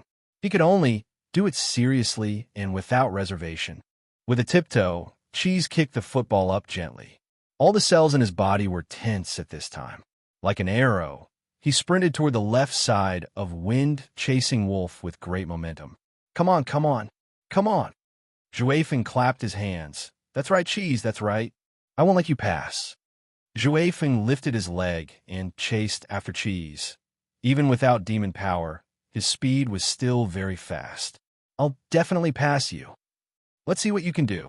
Little guy, it's too early for a fake move. Don't be complacent again." Between the forelegs, the football was fiercely fought for. Cheese's heartbeat quickened, and he tried his best to keep the football. The only thing he thought about was how to win against Zhuifeng, even though he heard Zhuifeng's laughter. "What are you laughing at? Are you laughing at me?" Cheese calmed down and told himself not to be affected by Zhuifeng's laughter. Finally, he seized an opportunity. He stopped, changed directions, and repeated several times, "Pass." Taking advantage of the moment when Zhuifeng's center of gravity was unstable, Cheese suddenly sprinted from the right side of Zhuifeng. He dribbled the ball and sprinted towards the end line of the basketball court with all his strength. But at this moment, a short figure suddenly appeared behind him. Zhuifeng. He didn't let Cheese pass so easily. At this time, he used the inertia of running to lower his body. Shovel. And it was a very accurate shovel. Cheese was careless, and the ball was shoveled away. Because he was too anxious, he lost his center of gravity and fell to the ground. When he struggled to get up, he saw that Zhuifeng was already stepping on the ball. He looked at him and shrugged. "I didn't commit a foul just now." "Again. The ball is on my side. It's my turn." Zhuifeng chuckled and sprinted toward the end line on the other side. "This point is mine. Don't be so proud." 1 ball, Zhuifeng and Cheese both gave way to each other, back and forth. It was only the first ball, but 5 minutes had passed, and there was still no winner. And the only spectator here, Nini, was watching all this silently. "Stop, stop." She seemed to want to say something, but soon returned to her blank state. 6 minutes passed, 7 minutes passed, 8 minutes passed. They were still fighting for the ownership of the first point. Cheese was sweating profusely. He carried everything on his back, and every movement was heavy with pressure. Every time, he squeezed out all his strength. Zhuifeng also had a lot of sweat on his body, but his face was full of smiles. "Not bad. You're quite tenacious to be able to hold on until now. But it looks like you can't do it. I haven't done my best." Cheese gasped, but not to be outdone. "I haven't even done half of my strength. Then I've only used 30%. Zhuifeng snorted coldly. "I haven't even used 20%. What are you so proud of?" "Tis TSK. I'll pass you." Zhuifeng's eyes suddenly became unusually sharp. At this time, the football was at his feet. This time, Zhuifeng suddenly turned his back in front of Cheese, kicked the football with the tip of his foot, and raised it to his knee position. He shook it again, trying to shake the football over Cheese's head. Cheese took a deep breath and knew Zhuifeng's intention. He subconsciously turned around. He couldn't let him succeed. Had to protect his family and friends. But where was the ball?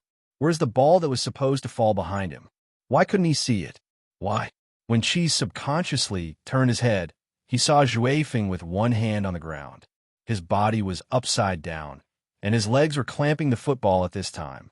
The moment he shook the ball, the moment Cheese turned around, he clamped the football again.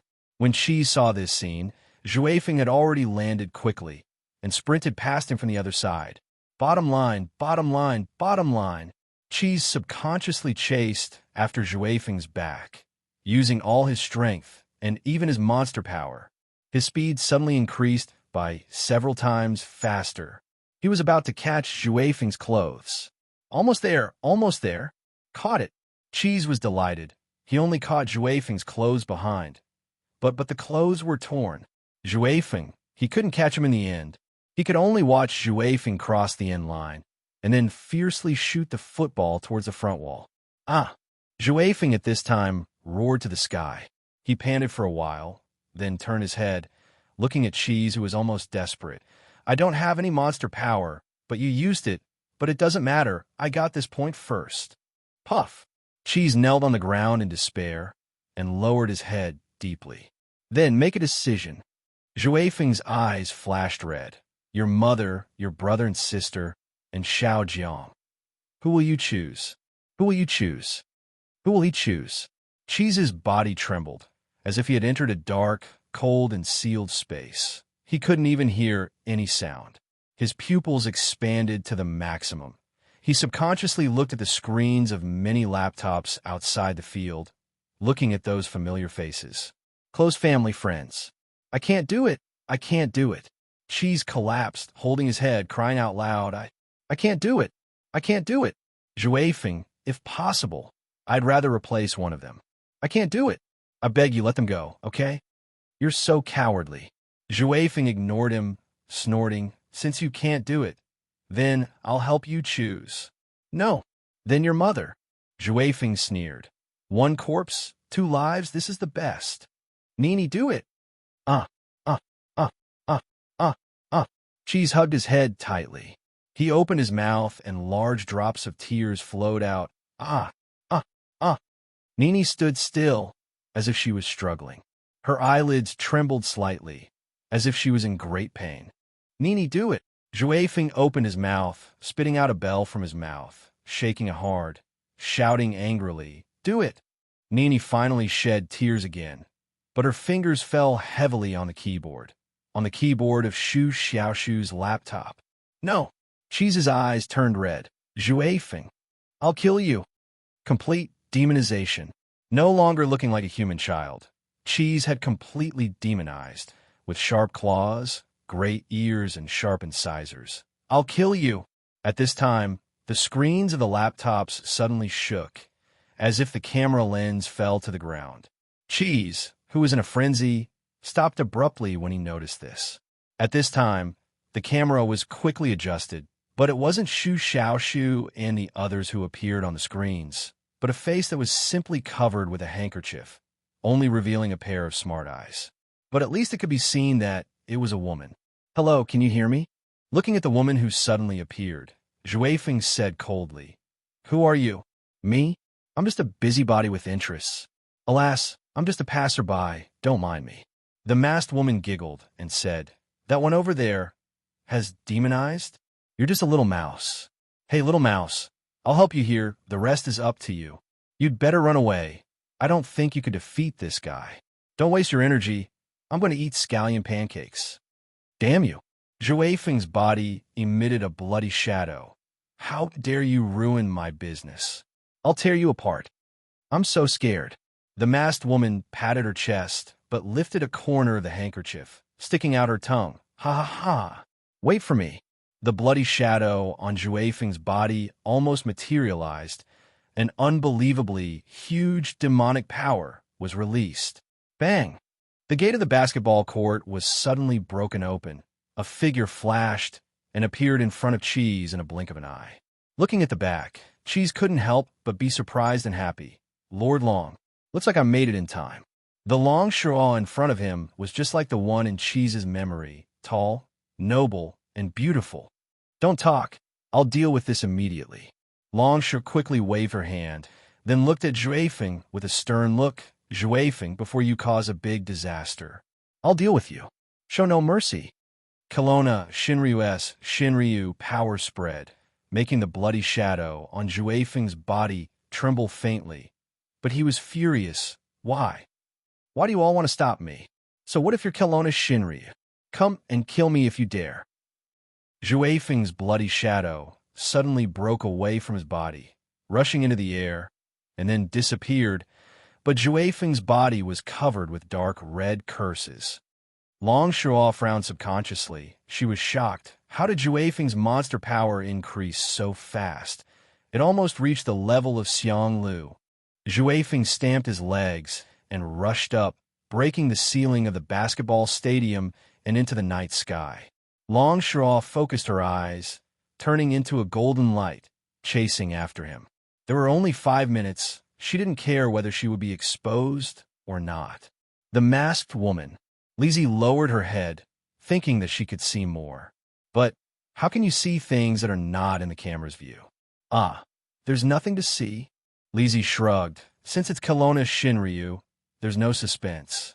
I'd better take these monsters away. And there's a pregnant one. The one called wind chasing is really ruthless. Lizzie shook her head, first untying the rope on Shu Xiaoshu. But at this moment, something seemed to fall out from Shu Xiaoshu's body. Lizzie looked down subconsciously and was stunned. It was a bun with red liquid. It was a blood bag. Lizzie frowned and subconsciously searched for the big and small monsters that were caught.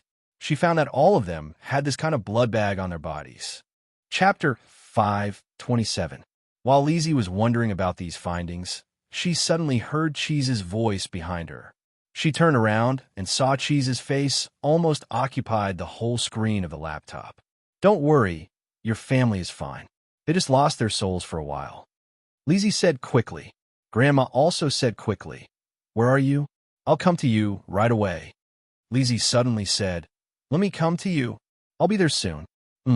Just give me a moment. With that, Lizzie closed the notebook. The screen suddenly turned black and nothing could be seen. Only Cheese and Nini were left in the basketball stadium. Cheese still couldn't feel relieved. How could he be relieved when he couldn't see his family members come to him safely? Nini. Cheese walked to Nini, grabbing her shoulder and shaking it gently. Nini, can you hear me? Nini was stupefied. Cheese could only pin his hope on Long Shiro, looking at the big hole in the ceiling of the basketball stadium. He didn't know how Lord Long and Zhui Feng were now. If I can become stronger too. He suddenly realized a problem. That was, if he had that kind of powerful strength, he probably wouldn't encounter such a desperate situation. The choice of choosing his family members to die, even now, was enough to make him feel scared. He didn't know how he could hold on at that time. The horrible feeling of his body and heart collapsing in an instant. He had no choice. Cheese was sure that no one could make a choice, no matter who it was. When Cheese was lost in his thoughts, a side door on the other side of the basketball court was opened suddenly. He was scared and hurried to look over. But he saw a masked woman carrying Shu Xiaoshu out of the court. Hi, why are you so fast? Cheese was stunned, and then he ran to the woman's side. At this moment, he completely regarded her as a savior. Ah, your family members are hiding behind here. Lizzie shrugged. If I had known, I wouldn't have worked so hard to find them outside. I wasted a lot of time. Just here? Cheese was stunned and couldn't believe it. His family members and Xiao Jiang were just a door away. Cheese quickly passed Lizzie and pushed the door to the most open. He saw his brother and sister, Xiao Jiang, lying on the ground, but it seemed that they were safe. Thank you. Thank you. I will never forget your kindness in my life. Cheese looked at the masked woman gratefully, taking a deep breath. I'll repay your kindness. Let's not talk about this. Lizzie put down Shu Xiaoshu and suddenly said, By the way, I want to tell you something. That guy didn't seem to intend to kill your family members and friends. You see, this is what I found from them. Lizzie stretched out her hand. There was a palm-sized blood bag on her open palm. Cheese took it from Lizzie's hand subconsciously, opening his mouth slightly. Zhui Feng, but he obviously, I don't know. Is it something between you two? Lizzie shrugged her shoulders and said, I don't know what that guy is thinking. His eyes are full of violence and killing intent. I don't understand. I don't understand you. Forget it. Well, then I'll say goodbye. Wait, you haven't told me your name, benefactor? Well, Lizzie put her finger on her chin, thinking for a while. Well, if you really want to repay me, how about this? If you meet a human named Ren Xiling, if she is in any trouble or danger, just help her. But you can't tell her. You can only do it secretly. She doesn't know the existence of monsters. Ren Xiling? Human? Cheese took a deep breath, nodding. Okay, I'll remember it. I'll never forget it. Bye-bye, Lizzie, who turned into a masked heroine, jumped easily and left through the big hole above. But she didn't say that she left this place. She just found a place to hide, silently watching the crazy, intertwining golden and purple lights in the night sky. The collision of golden and purple lights was among the laser lights above the gymnasium. They were hidden in the laser lights, which seemed to bring a different kind of magnificence to the originally monotonous lights. But because of the complicated laser lights, this extremely dangerous battle didn't seem to attract the attention of tens of thousands of people underground. Or maybe they didn't notice it at all. They were all attracted by the hot atmosphere, staring at the stage and the big screen on the stage, as if they forgot everything. This is the Kelowna Shinryu. Why do I feel that it's not as powerful as the legend? Lizzie raised the camera and compared it to the night sky. What's the origin of this Xuefeng? How could he be on par with the Kelowna Shinryu? But come to think of it, such an obvious battle. Why did no one pay attention to it?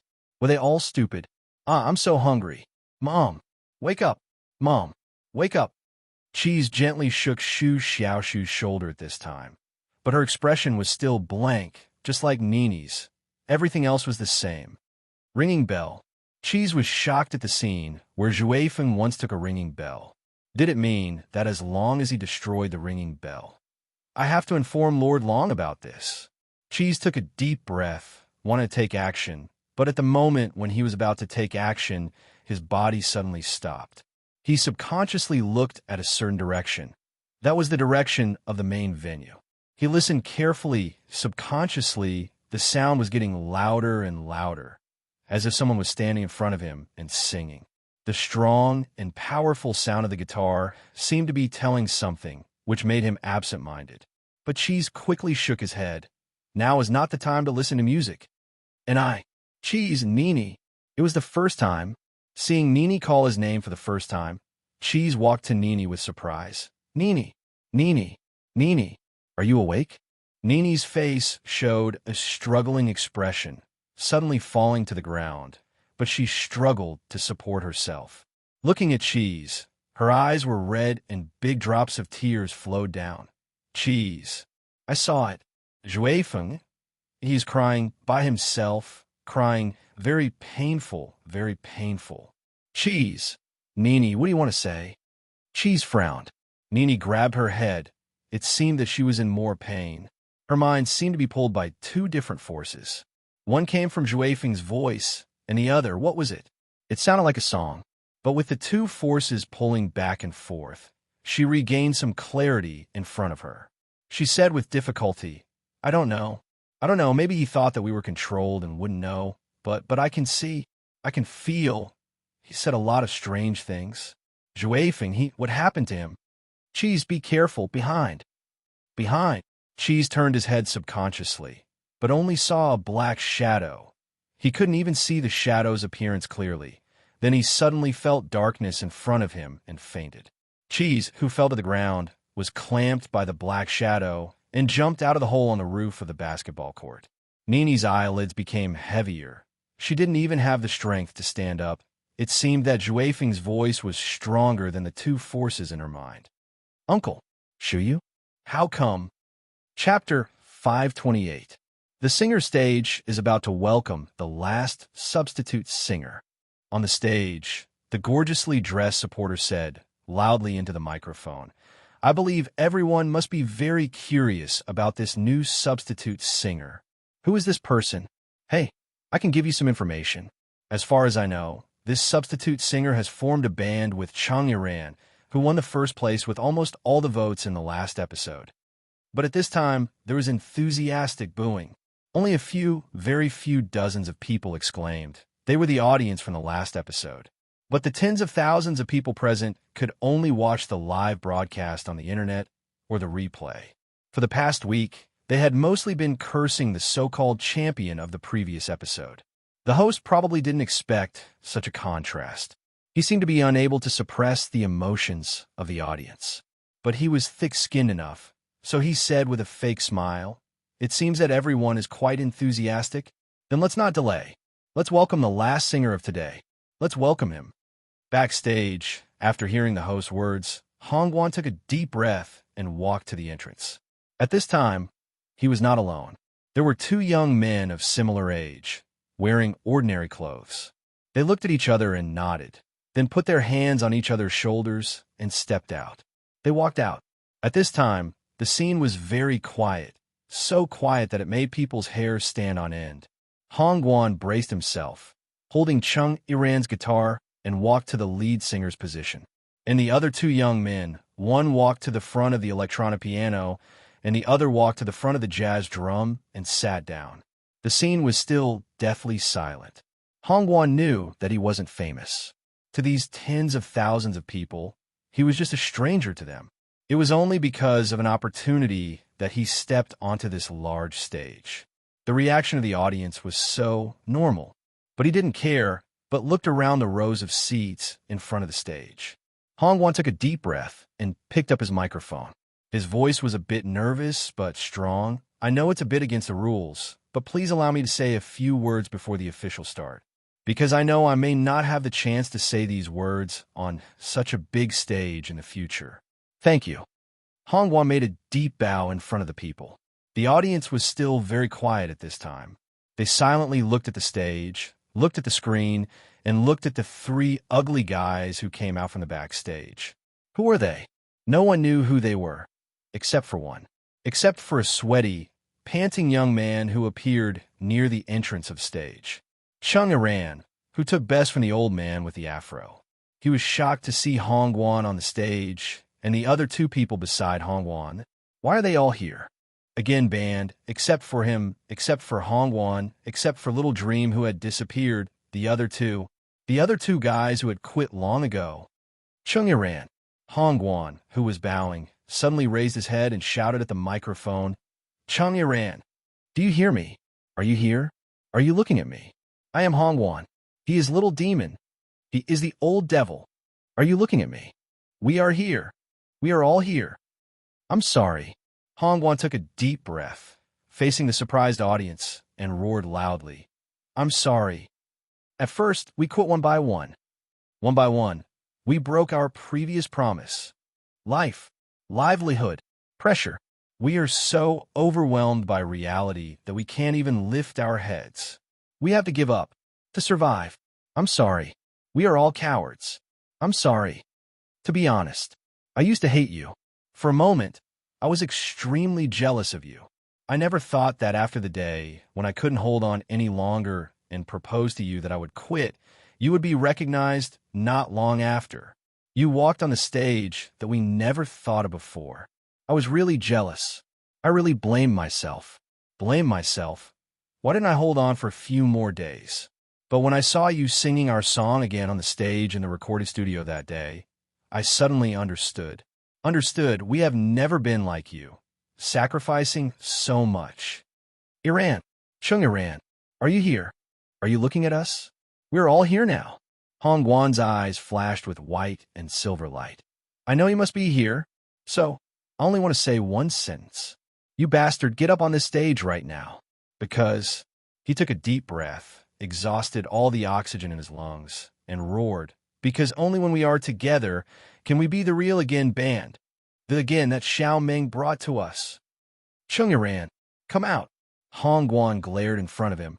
"Is it your turn to be a coward this time?" Chung Iran. That roar was like a subwoofer at the maximum volume, vibrating around Chung Iran, accompanied by his heartbeat. Strong and powerful. A strength that came from nowhere made him subconsciously take the first step. The second step. 1 step forward, 2 steps forward, 3 steps, running. He ran down the stairs, rushed past the cameras in front of the stage, and climbed up from the bottom of the stage like a madman. Gasping, standing at the edge of the stage, and glaring at Hongwan, Chung Iran said angrily, "You dare to say that again? Who is a coward?" "You are." Hongwan stared back without backing down. You bastard! You stupid donkey! Chung Yuran raised his hand, lifting up Bess in his hand. Take it back. Hong Guan stared blankly and said in surprise, You, how did you get it back? Chung Yuran smiled and said, I picked it up on the road. Hong Guan laughed and suddenly reached into his collar and pulled out 2 necklaces. He tore one of them and threw it at Chung Yuran. When he caught the necklace, Chung Yuran suddenly looked up. You, where did you find it? Hong Guan said softly, Stupid donkey, I also picked it up on the road. Come on, Chung Yuran. Without you, we can't do it. He walked toward Hong Guan subconsciously. Hong Guan didn't know the magic of the guitar, but he still stood on this stage bravely. Even if he might be facing ridicule and boos, he still dared. But I am afraid. My music is not like this. The music I want, our rock, is not like this. Unknowingly, I gave up on myself. I only thought that with the guitar, with its magic, I could ignore everything. I am really a stupid donkey. What is going on? Forcibly stirring up emotions? Was it arranged beforehand? For the effect of the show? So fake. Facing the discussion and scolding of the audience, the director of the show had no choice but to ask for instructions. How could they be so reckless? Feiyun Entertainment's newcomer this time? As the director of the show, he really didn't know that such a thing would happen. Didn't Chung Yuran say that he was injured in a car accident and couldn't participate for the time being? But what made the director even more depressed was the quick response from the higher-ups. The director only heard that the higher-ups seemed a little depressed on the phone and helplessly said, They agreed. Damn it. But the director really couldn't resist the order of this kind of person. He could only hurriedly arrange for the host to bear the pressure of the audience and announce that Chung Yuran was allowed to go on stage again. It was simply a farce. The director even saw through the camera lens that many audience members had already stood up and walked toward the exit of the auditorium. After this, there would probably be another round of endless abuse on the internet, right? This show simply suffered the biggest black mark in its history. But what made the director even more indignant was that the troublemaker Hong Guan and the troublemaker Chung Yuran were saying this on stage, as if they didn't care at all. These two, were they actually some mysterious second-generation heirs? Did they have a mysterious power behind them? But no matter how depressed the director was, on stage, Chung Yuran, Hong Guan, Xiao Yao, and Lao Mo were reunited. They were talking and waiting for the arrangement of the program group. Xiao Yao, Lao Mo, Hong Guan, how did you find them? Chung Yuran couldn't help but ask curiously. Oh, I found Director Chung. Hong Guan also had a surprised expression. Actually, when I was told to go on stage, I suddenly had this idea. So I mentioned it. I didn't expect Director Chung to really find them for me. And the speed was unbelievably fast. Xiao Yao, who had long hair and a common face, scratched his head and said, That? I just got off work, and a few guys in black clothes took me to a car. I covered my head and fainted. When I woke up, I was already here. Lao Mo also had a lingering fear. It was the same for me, I just finished my drumming lesson and went home when I was kidnapped and brought here. If I didn't see Hong Guan here, I would have thought that I was kidnapped. But that's not right. I can't even feed myself. Who would kidnap me? Xiao Yao suddenly said, But I'm sorry. Chung Yuran, Hong Guan, I was the first to quit. I didn't expect you guys to remember me here. I never even dreamed that I would walk onto this kind of stage, although Xiao Yao looked at the audience and shook his head. Although they don't seem to like us very much.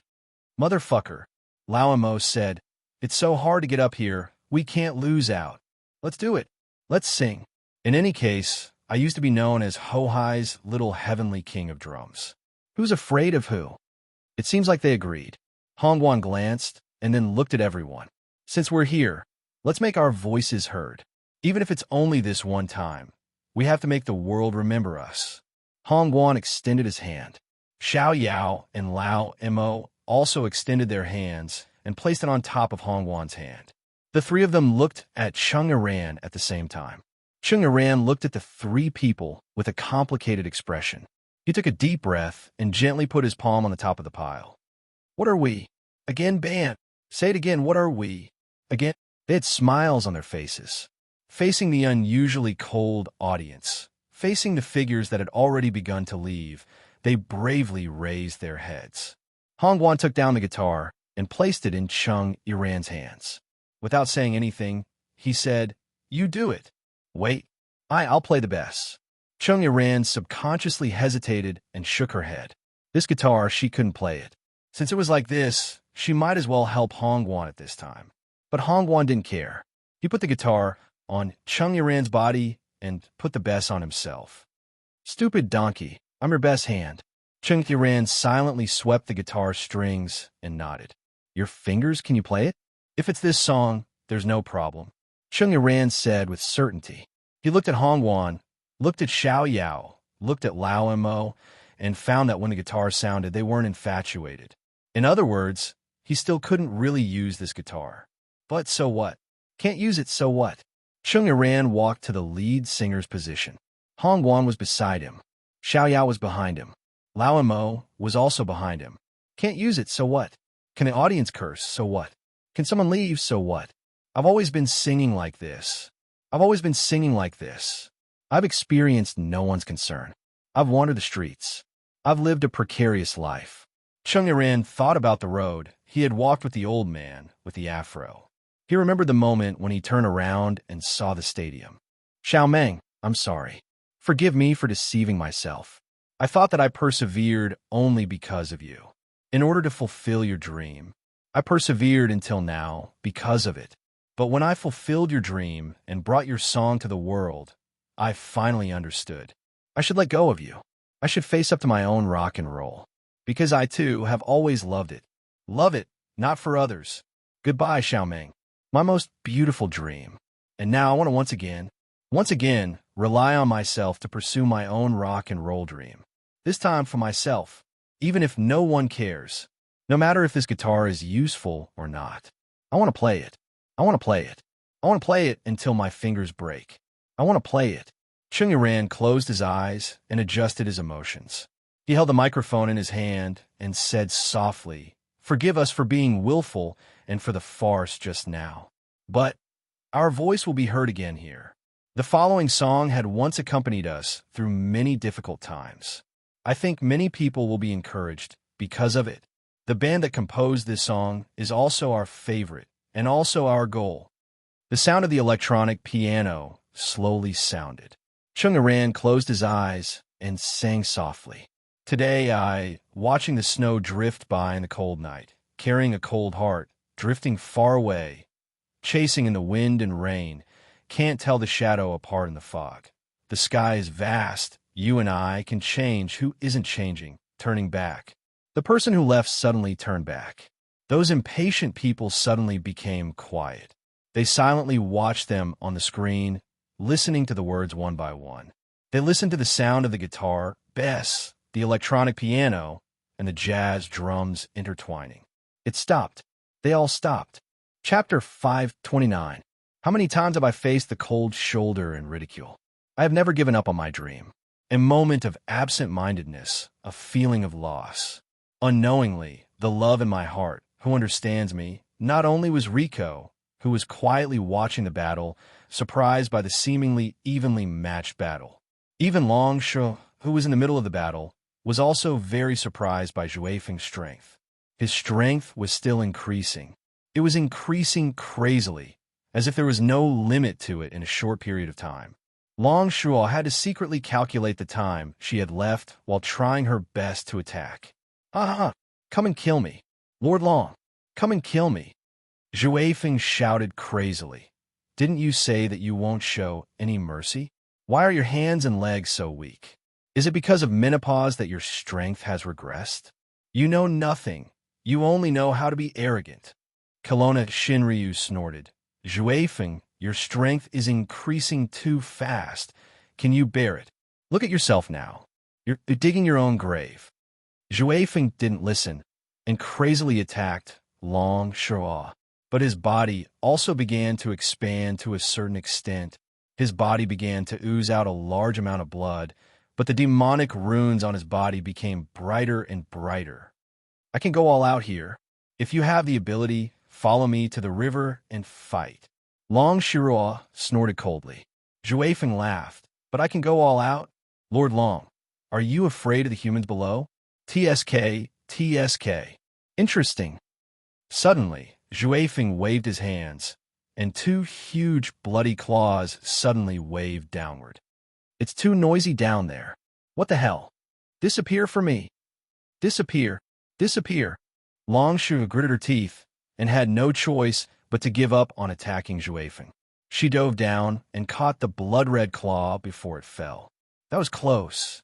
Kelowna's Shinryu couldn't help but glance at the tens of thousands of people below. There seemed to be something below that made her want to keep looking. Was someone singing? But this thought only flashed through her mind. She was not in the mood to listen to these human singers at this moment.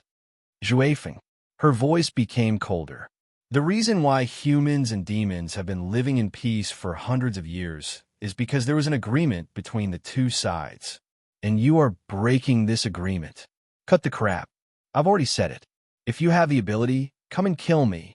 If you don't have the ability, you don't have to care about me. Xuefeng snorted. Kelowna's Shinryu. If I really die by your hands, it won't be a loss. Longshu took a deep breath and suddenly shouted, Chichikamaya. Just at the moment when she shouted, a cold light broke through the night sky and shot to the front of Longshu the crutch, a walking stick. What Longshu wanted was the sword hidden within it. Pulling out the sword, Longshua's killing intent suddenly increased by several levels. Kelowna's Shinryu's anger caused Xuefeng to feel an extremely strong pressure. His body couldn't help but tremble slightly under this killing intent, but his eyes became even crazier. Those blood-red runes also became even brighter. I'm sorry, Xuefeng.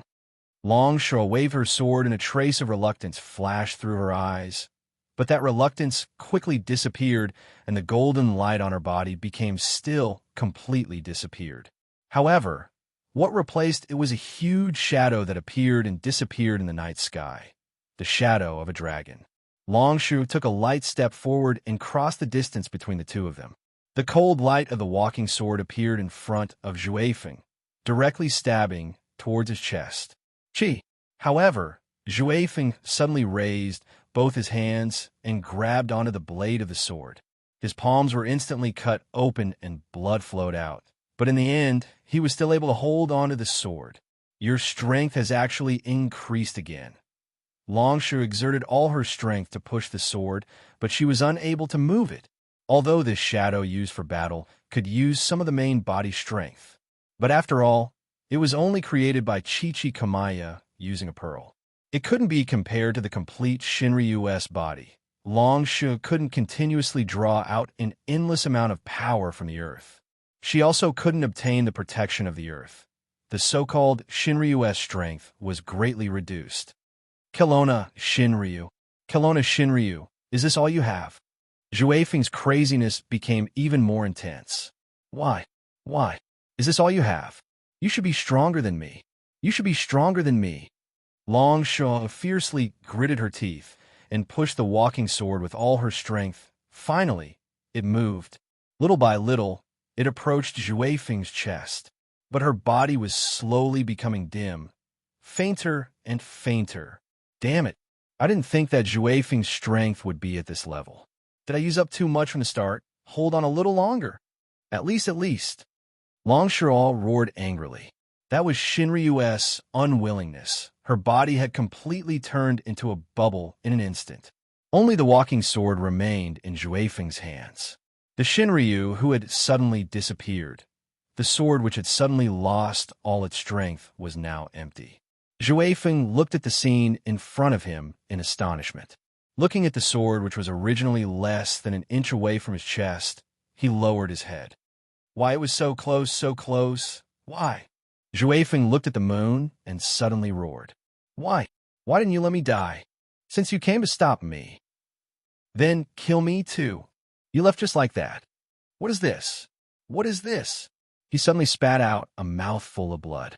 The runes on his body became brighter, as if something was about to break out from his body. Suddenly, Xuefeng raised the walking sword and placed it on his neck. With a hoarse voice, he said, Since you can't kill me, the blade suddenly cut open his neck, but it trembled and stopped. That was his body's instinct to stop him from doing so. Ridiculous. I actually don't have this courage. I can't hold on anymore, Zhuifeng sighed. His eyes finally looked at the world in front of him. He had such an idea, standing at a high place. If he could fly, he could have a bird's-eye view of this world. But now he could fly and had a bird's-eye view of this world. But this was his last look. It seemed that he had no regrets. He suddenly calmed down. He held the sword in his hand and placed it on his neck again. But at this moment, he couldn't help but look at a place that made him temporarily stop his suicidal action. He saw Cheese, and at this moment Long suddenly collapsed on the ground. The bead in her hand also randomly rolled on the ground. Chichikamaya, what kind of broken technique is this? You said 5 minutes. Why did it take less than 3 minutes? Chichikamaya said helplessly, Master, I didn't expect it to consume so much. Under normal circumstances, I estimated it to take 5 minutes. Estimated? After all, it's the first time I made it with Shinryu's blood. I can only estimate. Long stared at him, but she also knew that it was useless. She looked up at the sky and frowned. Zhuifeng, what is he going to do now? Zhuifeng suddenly fell. That place seemed to be the circular roof of the stadium. Long immediately climbed on Chichikamaya's back. Chichikamaya, let's go and have a look. He just wanted to kill someone. I don't know why he went crazy again. He's too crazy. I could feel it when I was fighting. There's a craziness that is about to swallow him. Mo Xiaofei's body suddenly sank and almost fell from the sky. But he finally stabilized his body. He had checked the 9th place and didn't find anything similar to a bomb hidden in the fireworks. There was still half to go.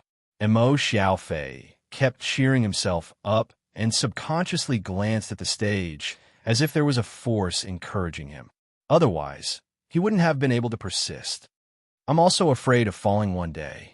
Indeed, Mo Xiaofei cheered himself up and moved rapidly toward the 10th place. But if I fall, I'll get up. Suddenly, a shadow in the sky. A huge, looming dragon shadow hiding in the darkness. Mo Xiaofei was shocked and couldn't calm down for a long time. What the hell is that? His head was so heavy, but he could open his eyes. Cheese heard the singing. The singing was so warm and firm, so he struggled to open his eyes. The moment he opened his eyes, Cheese's mind and body became empty, and he couldn't look away. He had to leave the figure in front of him. His throat was so uncomfortable, as if it was burning. Tears poured out like a flood. He instinctively hugged the figure in front of him and shouted the name in his heart, Dad! Dad! The figure in front of him gently touched Cheese's head. It didn't speak, but just touched Cheese's head. Dad! Dad! Am I dreaming? Dad! I miss you so much. I really miss you so much. It still didn't speak. It still maintained the appearance that made Cheese call his father, but only in front of it. It looked at the creature that hugged it. It couldn't hide the huge desire in its eyes, even though there was a touch of pain under the desire, but it couldn't do anything. Its entire back suddenly opened up from the nape of its neck all the way to its tailbone. It opened up. It had razor-sharp teeth and a blood-red interior. What it opened was a huge, bloody mouth that looked like a lantern grass. Dad, I miss you so much. We all miss you so much. Where did you go? Dad! Cheese raised his head and looked at the familiar face in front of him. Yes, and the feeling that only Shuyu had. It smiled slightly. It wanted to eat the creature in front of it, but it didn't want him to feel any pain. So it said softly, Dad, I went to a very far place and just came back. Where? So long? Very far, but it doesn't matter. I'll come back. It still said softly, I came back to take you to that place. Do you want to go with me? Cheese nodded subconsciously. I'll go. Dad, I'll go wherever you go, but Mom, brother, and sister. Don't worry. I'll take them with me. It put its hands on Cheese's shoulders, and its voice became softer. Now, close your eyes, and we'll go to that place soon. Cheese suddenly shook his head hard. I don't want to. I'm afraid. I'm afraid it's just a dream. I'm afraid you'll disappear once I close my eyes. I don't want to. I don't want to. Dad, Cheese is not strong at all. Cheese is not strong at all. I promise you, I won't disappear. It smiled. Touch me. I really exist. I won't disappear, so close your eyes. Soon, all the pain will disappear. Soon, you and your mother will be reunited. We will be together and become an unbreakable whole. Forever and ever. Really? Cheese nodded hesitantly, but still closed his eyes. He waited for a while. Dad, is it done? Can I open my eyes? Cheese tried to ask. It's almost done. It's almost done. It's almost done. It said softly, but the terrifying mouth on its back had already opened to its limit. A huge thing that looked like a tongue or a straw slowly extended out of the mouth. Oh, Dad, Cheese suddenly said. After we pick up Mom, can I wait for a while? I have something to figure out. Sure, what's the matter? Cheese took a deep breath. I have a friend, and I have something to ask him. The tongue had already arrived above Cheese's head. It suddenly opened and turned into a huge straw big enough to swallow him.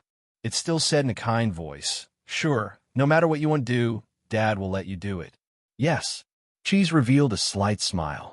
But at this moment, he felt his father's hand on his shoulder suddenly loosened. Cheese opened his eyes subconsciously. The first thing he saw was an extremely painful expression on his father's face. A sharp sword pierced through his father's chest and almost pierced his forehead. Dad! Cheese instinctively shouted this name. A kind of shock made him unable to think. The father in front of him, his father. Shuyu's body suddenly exploded at this moment. Completely exploded. It exploded into countless pieces of flesh and blood, spraying on his face, body, under his feet, and around him. In front of him were all those fine, unrecoverable, minced flesh and blood. Only that sharp sword fell to the ground, making a clank. This sound made Cheese look forward subconsciously. Not far, how far? About 5 meters? 6 meters? It was still the same figure, 7 meters away. It was Juefeng with red eyes and boundless madness. I'm sorry. I seem to have ruined your beautiful dream. Juefeng sneered and looked at Cheese. But why do I feel happy when I see you like this? It's probably because you've always talked about your family, but now you finally know what it's like to have no family, right? Again, Juefeng. Cheese lowered his head with red eyes. His whole body demonized to the extreme, and he suddenly grabbed the walking sword on the ground. Juefeng, I'll kill you.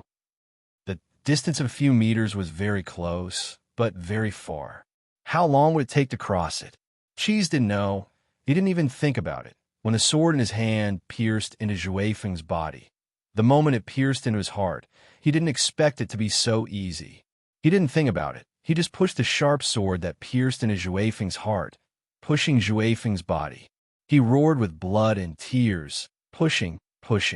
When Juefeng spurted out a mouthful of blood, which splashed on Cheese's head, Cheese stopped. He leaned on Juefeng's chest. Why do you have to do this? Juefeng lowered his head and chuckled. No reason. I just want to see you in pain and let you know how hypocritical you are. In the end, you still kill people and let you know how it feels to kill people. Cheese, in this world, there's no perfect thing. Isn't it good? You're always a nice guy. Juefeng at this moment, Juefeng suddenly punched Cheese's chest, making him spit out a mouthful of blood and fall to the ground, unable to stand up. Juefeng cough. Cheese struggled to get up. Why did you kill my dad? You didn't intend to kill my mom. I saw the blood bags. At this time, Wind-Chasing Wolf suddenly cried out in pain. He pulled out the sword from his heart and threw it on the ground. Oh, really? You found out. But that thing is actually... I was just playing with you. Juefeng turned around, stumbling step by step, carrying Cheese on his back, saying weakly, think about it. When you and I competed and suffered the pain of choosing the death of your loved ones, you suddenly found they didn't die. Aren't you happy? Suddenly, you went from hell to heaven, and then I will kill them one by one in front of you again. It's beautiful. Are you going back to hell again? Oh, what a pity. Such a good plan was ruined by others. What a pity. You're really crazy. Yes, I'm crazy. Juefeng had walked to the edge of the roof, suddenly opening his hands, as if he was flying. But do I need to explain to you what I did? The only pity is that I didn't kill your family. I only killed your so-called dad. What a failure, what a failure. He looked at the tens of thousands of people below. who is singing, so determined. Forgive me for this life, unruly, indulgent, and free love. I'm also afraid of falling down one day, betray my ideals. Anyone can do it. It's so annoying, this song. His pupils began to dilate. He began to trace back his life.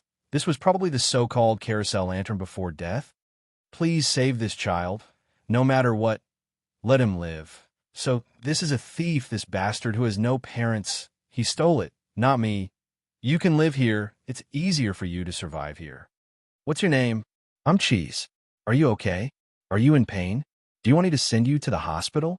Do you know Lord Long? Her hospital is nearby. Xiao Jiang. I'm Nini. Nice to meet you. I didn't kill him. This ringing bell can make anyone who hears it listen to you. I want it, even if I have to use my soul. It's yours now, dear customer. Ha, bell. Bell. TSK. There's such an interesting thing in this world. But I want to buy one more thing. What else do you want to buy? With this card, a mark can be used to make a discounted transaction, right? When you gave it to me, there were two more. I used one now. This bell should also be discounted, right? In other words, even if I use my soul as the transaction fee, I can't take it all away, right? Indeed, customer, you're really smart. Then, what do you want to buy for the last discounted transaction? I want to know the truth of that year. You said that you can sell anything. Since you don't want to tell me, then I'll buy it. But customer, you don't have anything to sell, right? Since you said that I'm not destined to die and can at least live to 60 years old. You saved me this time. It's definitely not for no reason. I'm sure. That year, someone must have done all this for me, so I must know the truth. Customer, isn't it better not to know? Isn't it better to enjoy your 60 years of life quietly? I don't want to be like this. I'm me. I'm not someone who's controlled by others. I can protect myself. This so-called not destined to die. I don't want it. I only want the truth. Since someone gave me this protection talisman, then it's mine. Why can't I use this protection talisman to buy what I want? And like this, I understand. I'll tell you the truth of that year. Your father is the Crepe Myrtle's first star, Greedy Wolf star. You have the blood of Greedy Wolf in your body. It's your father who gave you this protection talisman. As for why he gave you this protection talisman, it's related to another kind of blood in your body, from your mother's blood. We made it the blood of Demon Wolf Fenrir. Of course, your mother is only the descendant of one of Fenrir's sons, Shinji, so the blood is a little sparse. Greedy Wolf. Fenrir? Shinji? My parents, this is where I came from. But why my parents are so strong, why? It seems to be because of the union between your parents. Greedy Wolf's blood and Fenrir's blood can't merge. At the moment of your birth, and do you really want to know? Say it. You were born by breaking open your mother's stomach, absorbing all her vitality, letting her die, and you were born. I don't believe it. You lied to me. So I said, knowing the truth is not good for you. Go on. What about my father? Why did he buy this protection talisman for me? As I said before, the two kinds of power in your body are incompatible. But when you were born, you absorbed all your mother's power, which made Fenrir's blood power suppress Greedy Wolf's power. But Greedy Wolf's power is also a very precious power. It was only hiding. Later on, your father thought of a way to help you increase this power to a level where the two could compete. But it seems that your father's power was not enough, or it could be said that these two kinds of power had some changes in your body that were beyond his understanding. At that time, your father came to this shop, wanting to know what changes would happen to your body. And since it's the customer's request, this shop naturally won't refuse. After the shop analyzed it, we knew the reason. That is, these two kinds of power will continue to merge and eventually become a terrifying power that has no sense of reason, only killing. In your body, it will slowly grow until one day it will devour all of you, turning you into a monster. You won't know who you are in the end. Everything in this world, in your eyes, is destroyed. You won't feel happiness, pain, or sadness. You will only live for killing, always, always. It's a pity that your father's price is not enough, because the power in your body is already above his in essence. Therefore, He can only use himself in exchange for your protection talisman, to let you live peacefully for 60 years. The appearance of a coyote is just a disguise he gave you. But so many years have passed, the power in your body is starting to awaken. You lied to me. You said, I will become emotionless and become a killing machine. Why can I still think normally now? Customer, have you forgotten the protection talisman on your body? Within 60 years, even if your power awakens, you won't lose your sense of reason. Our shop will never sell fake or shoddy goods. It's because of you. Then I used this protection talisman just now. Isn't it because of you? So cunning. And isn't it because of your persistence? Let's not talk about this matter. It's also because the shop owner promised your father at that time. Now I will. Why is he always so cruel to me? What did I do wrong? Those humans are too annoying. Let's teach them a lesson. Well said. Call me leader. Nini, call me leader. Ha ha ha ha. That's right. That's right. That's right. Ha ha. That's right. That's right. Ha ha ha. Nini, do you know? I was originally a jinx. Xiao Jiang was right. I shouldn't exist. But what did I do wrong? What did I do wrong? What did I do wrong? I'll kill you. In the end, I'll kill you. Kill you. Kill cheese. Kill everyone. Do you know? I killed my mother. I killed her with my own hands. Do you know? Why do you have to do this to me? I shouldn't exist, Juefeng. Stop it. We already know that you're the one who saved Xiaojiang. I'm sorry. Don't play this game with me. Even the Shinryu of Kelowna can't do anything. You can't do anything. You can't just stand by and watch them continue like this. Even if you don't want to, as the Shinryu-S mission, you have no choice. You have no choice but to lower your head to me. Am I right? You can't be apologizing sincerely. You can say whatever you want. I don't want you to release your control over those monsters. But what I want more is for you to calm down. Your inner demons came suddenly, but it's not impossible to get rid of them. I'm fine now. Don't worry about me. Really, don't worry about me. Just hate me. It's best if you kill me. I don't have the courage to kill myself. I'm really fine. Don't worry about me. Ah, this wind, it's so comfortable. His open hands were supported by the night wind, and his body seemed to become more relaxed. Wind-chasing Wolf's body slowly leaned down. Nini called me leader very loudly, even though she didn't mean it, but it's good to be able to hear it so loudly. Cheese this fellow. Does he really think that I can't win against him? I'm Juefeng. I don't need you to let me.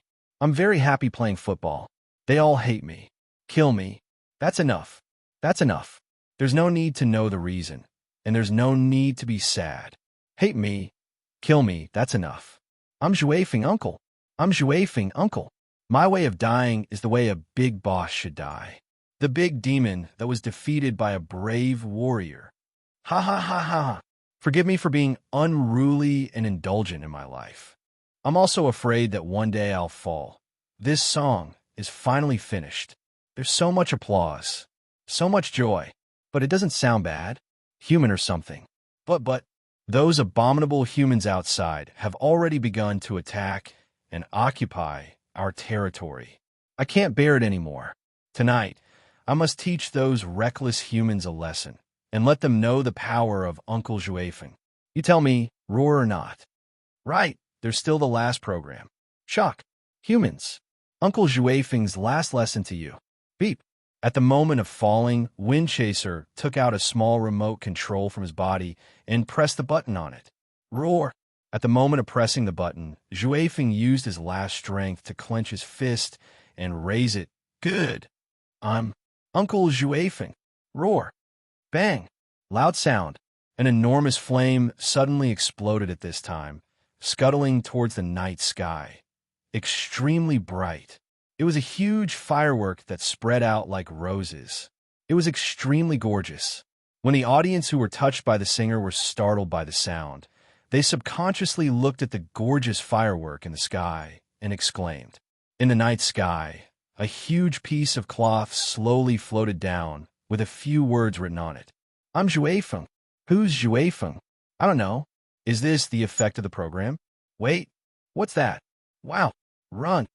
But at this moment, some small black things fell down like rain and sprinkled on the audience. It wasn't the dust of the firework that was blown by the wind. It was cockroaches. Countless cockroaches. Flies' corpses, insect corpses, countless, countless. They fell on the audience's seats, sprinkled on their heads and bodies, everywhere. It made people feel disgusted. Women screamed. Not only that, a large number of skyscraper monkeys shot out from the circular roof of the stadium and under the audience's seats. Whoosh, whoosh, whoosh, whoosh, whoosh, whoosh. It caused an unprecedented chaos. Ha ha ha ha. With a mischievous laughter, Zhuai Feng's body sank down, down, down, down. Chapter 530.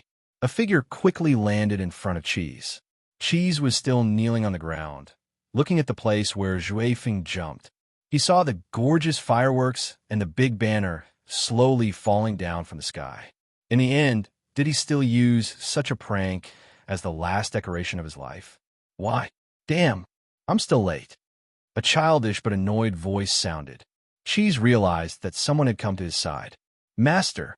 Master Turtle?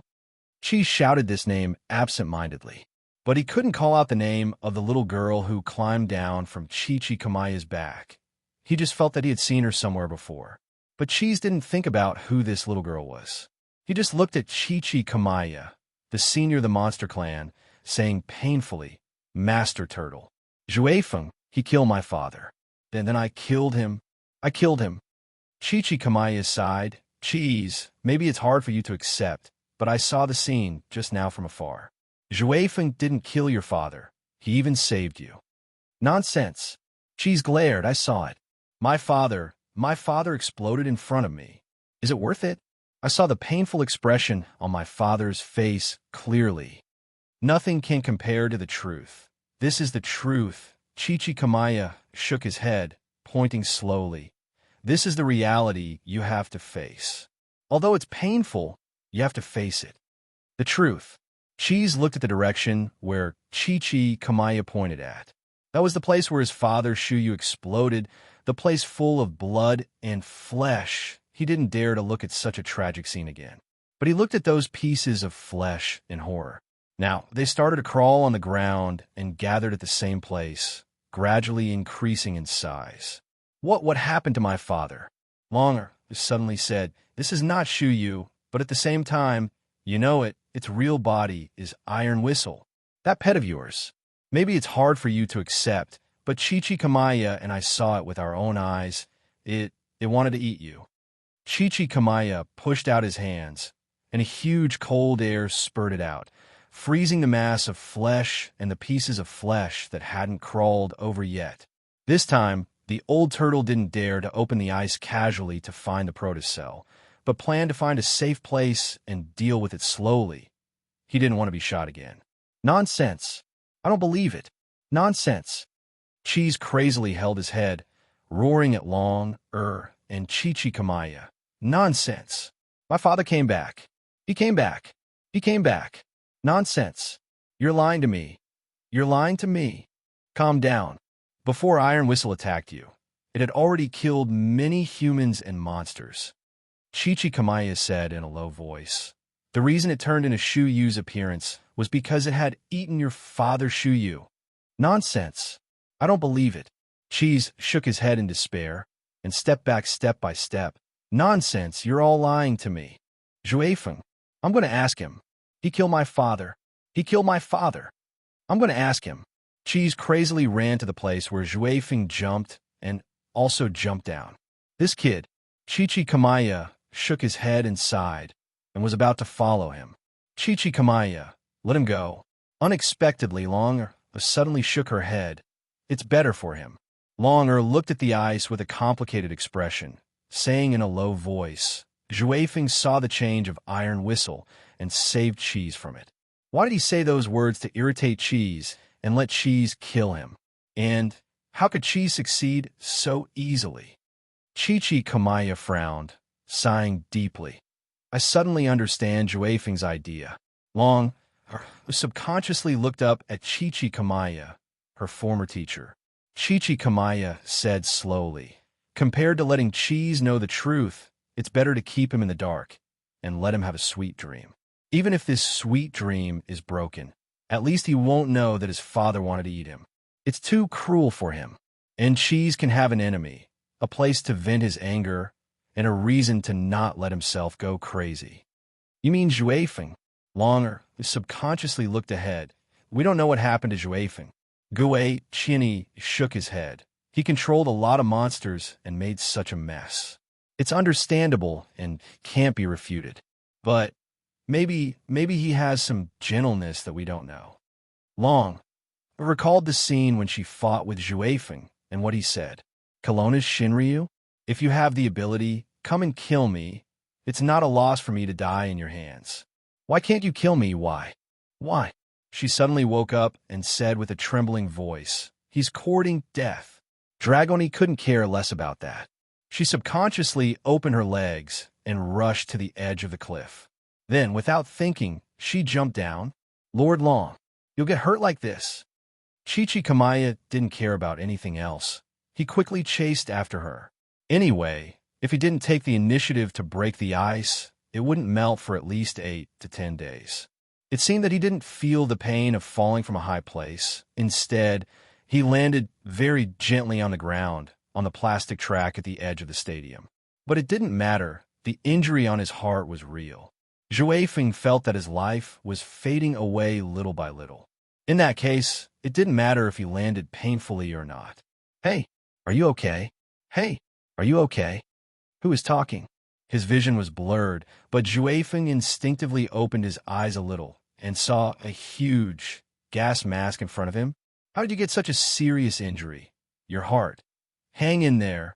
I'll send you to the hospital right away. You must hang in there. Don't give up. Don't give up at any time. Hang in there.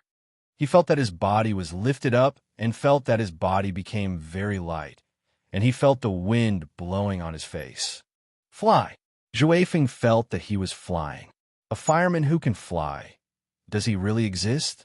So Xiao Jiang didn't lie to me. Juefeng suddenly wanted to laugh. He didn't know why, but he always felt that it was ridiculous. So he laughed and struggled from the embrace of the fireman who could fly, pushing him away and falling to the ground again. What are you doing? Do you want to die? Seeing Juefeng falling from a high altitude again, the fireman, Mo Xiaofei, didn't care so much. He used his psychokinesis to fix Juefeng's body, just like what he did just now. He didn't know what happened to this kid who looked a few years younger than him. Why did he get such a serious injury and fall from such a high place? But he really didn't care so much. He just wanted to save this kid. The moment he saw him falling, he wanted to save this kid. Juefeng landed steadily again. Mo Xiaofei hurried down and wanted to hold him up again. Kid, don't be silly. Life is precious. Don't worry about me. Juefeng waved his hand and slapped his hand away weakly. You and I are not related. Don't help me. No matter if we're not related or have grudges or anything else. But I can't watch a life leave in front of me. Mo Xiaofei shook his head. If you're a good person, you shouldn't die like this. If you're a heinous villain, at least after you get a fair trial and apologize to those who have been hurt by you, you're qualified to end your life. Leaving like this is the most cowardly behavior. I'm actually taught a lesson by a human. Ha ha ha. Juefeng coughed twice painfully, shaking his head. I know my own situation very well. You really don't need to save me. If you're really kind, go and help the audience here. They should be in a bad situation. Oh yeah, I'm the one who made them like this. Do you still want to save me? Are you still willing to save a villain like me? It's you. Mo Xiaofei gave a start, with surprise and a little anger. But he quickly suppressed this anger, taking a deep breath. I still choose to save you first, although I don't know why you did such a thing. But to be honest, at first I thought it was a bomb, so I was very anxious. But in the end, it's just a big prank. I don't know what you're thinking, but at least I know you didn't really want to hurt anyone. These pranks may make people angry and embarrassed, but it won't kill them. Humans are very strong. When they face difficulties, they will definitely be able to overcome it. Besides, more policemen and firemen will be here soon. So, I still want to save you first. You're so annoying. Juefeng spat out a mouthful of blood. but he pushed Mo Xiaofei with his backhand, and a burst of cheese suddenly overturned Mo Xiaofei. But how could there be such a human? If I met him earlier, Zhui Feng suddenly half-knelt on the ground. He was already close to death, but now he used his demon power again, and was even closer. And Mo Xiaofei's body hit the wall at this time. He even heard the cracking sound of bones. His left shoulder was probably fractured. I've told you, don't worry about me. Blood kept flowing out of Zhui Feng's mouth, and the wound on his heart was bleeding crazily, like a figure bathed in a pool of blood. What do you know? I should die. I killed my mother when I was born. My father was doomed eternally because of me, but I've been blaming them for abandoning me from the beginning. I hate the whole world, but you know what? If I don't die, I'll only hurt more people. I'll become a mindless monster who only knows how to kill. No one can help me. Why would I cough, cough, cough, cough? Why cough, cough, still keep? Zhui Feng struggled to stand up, but fell to the ground again.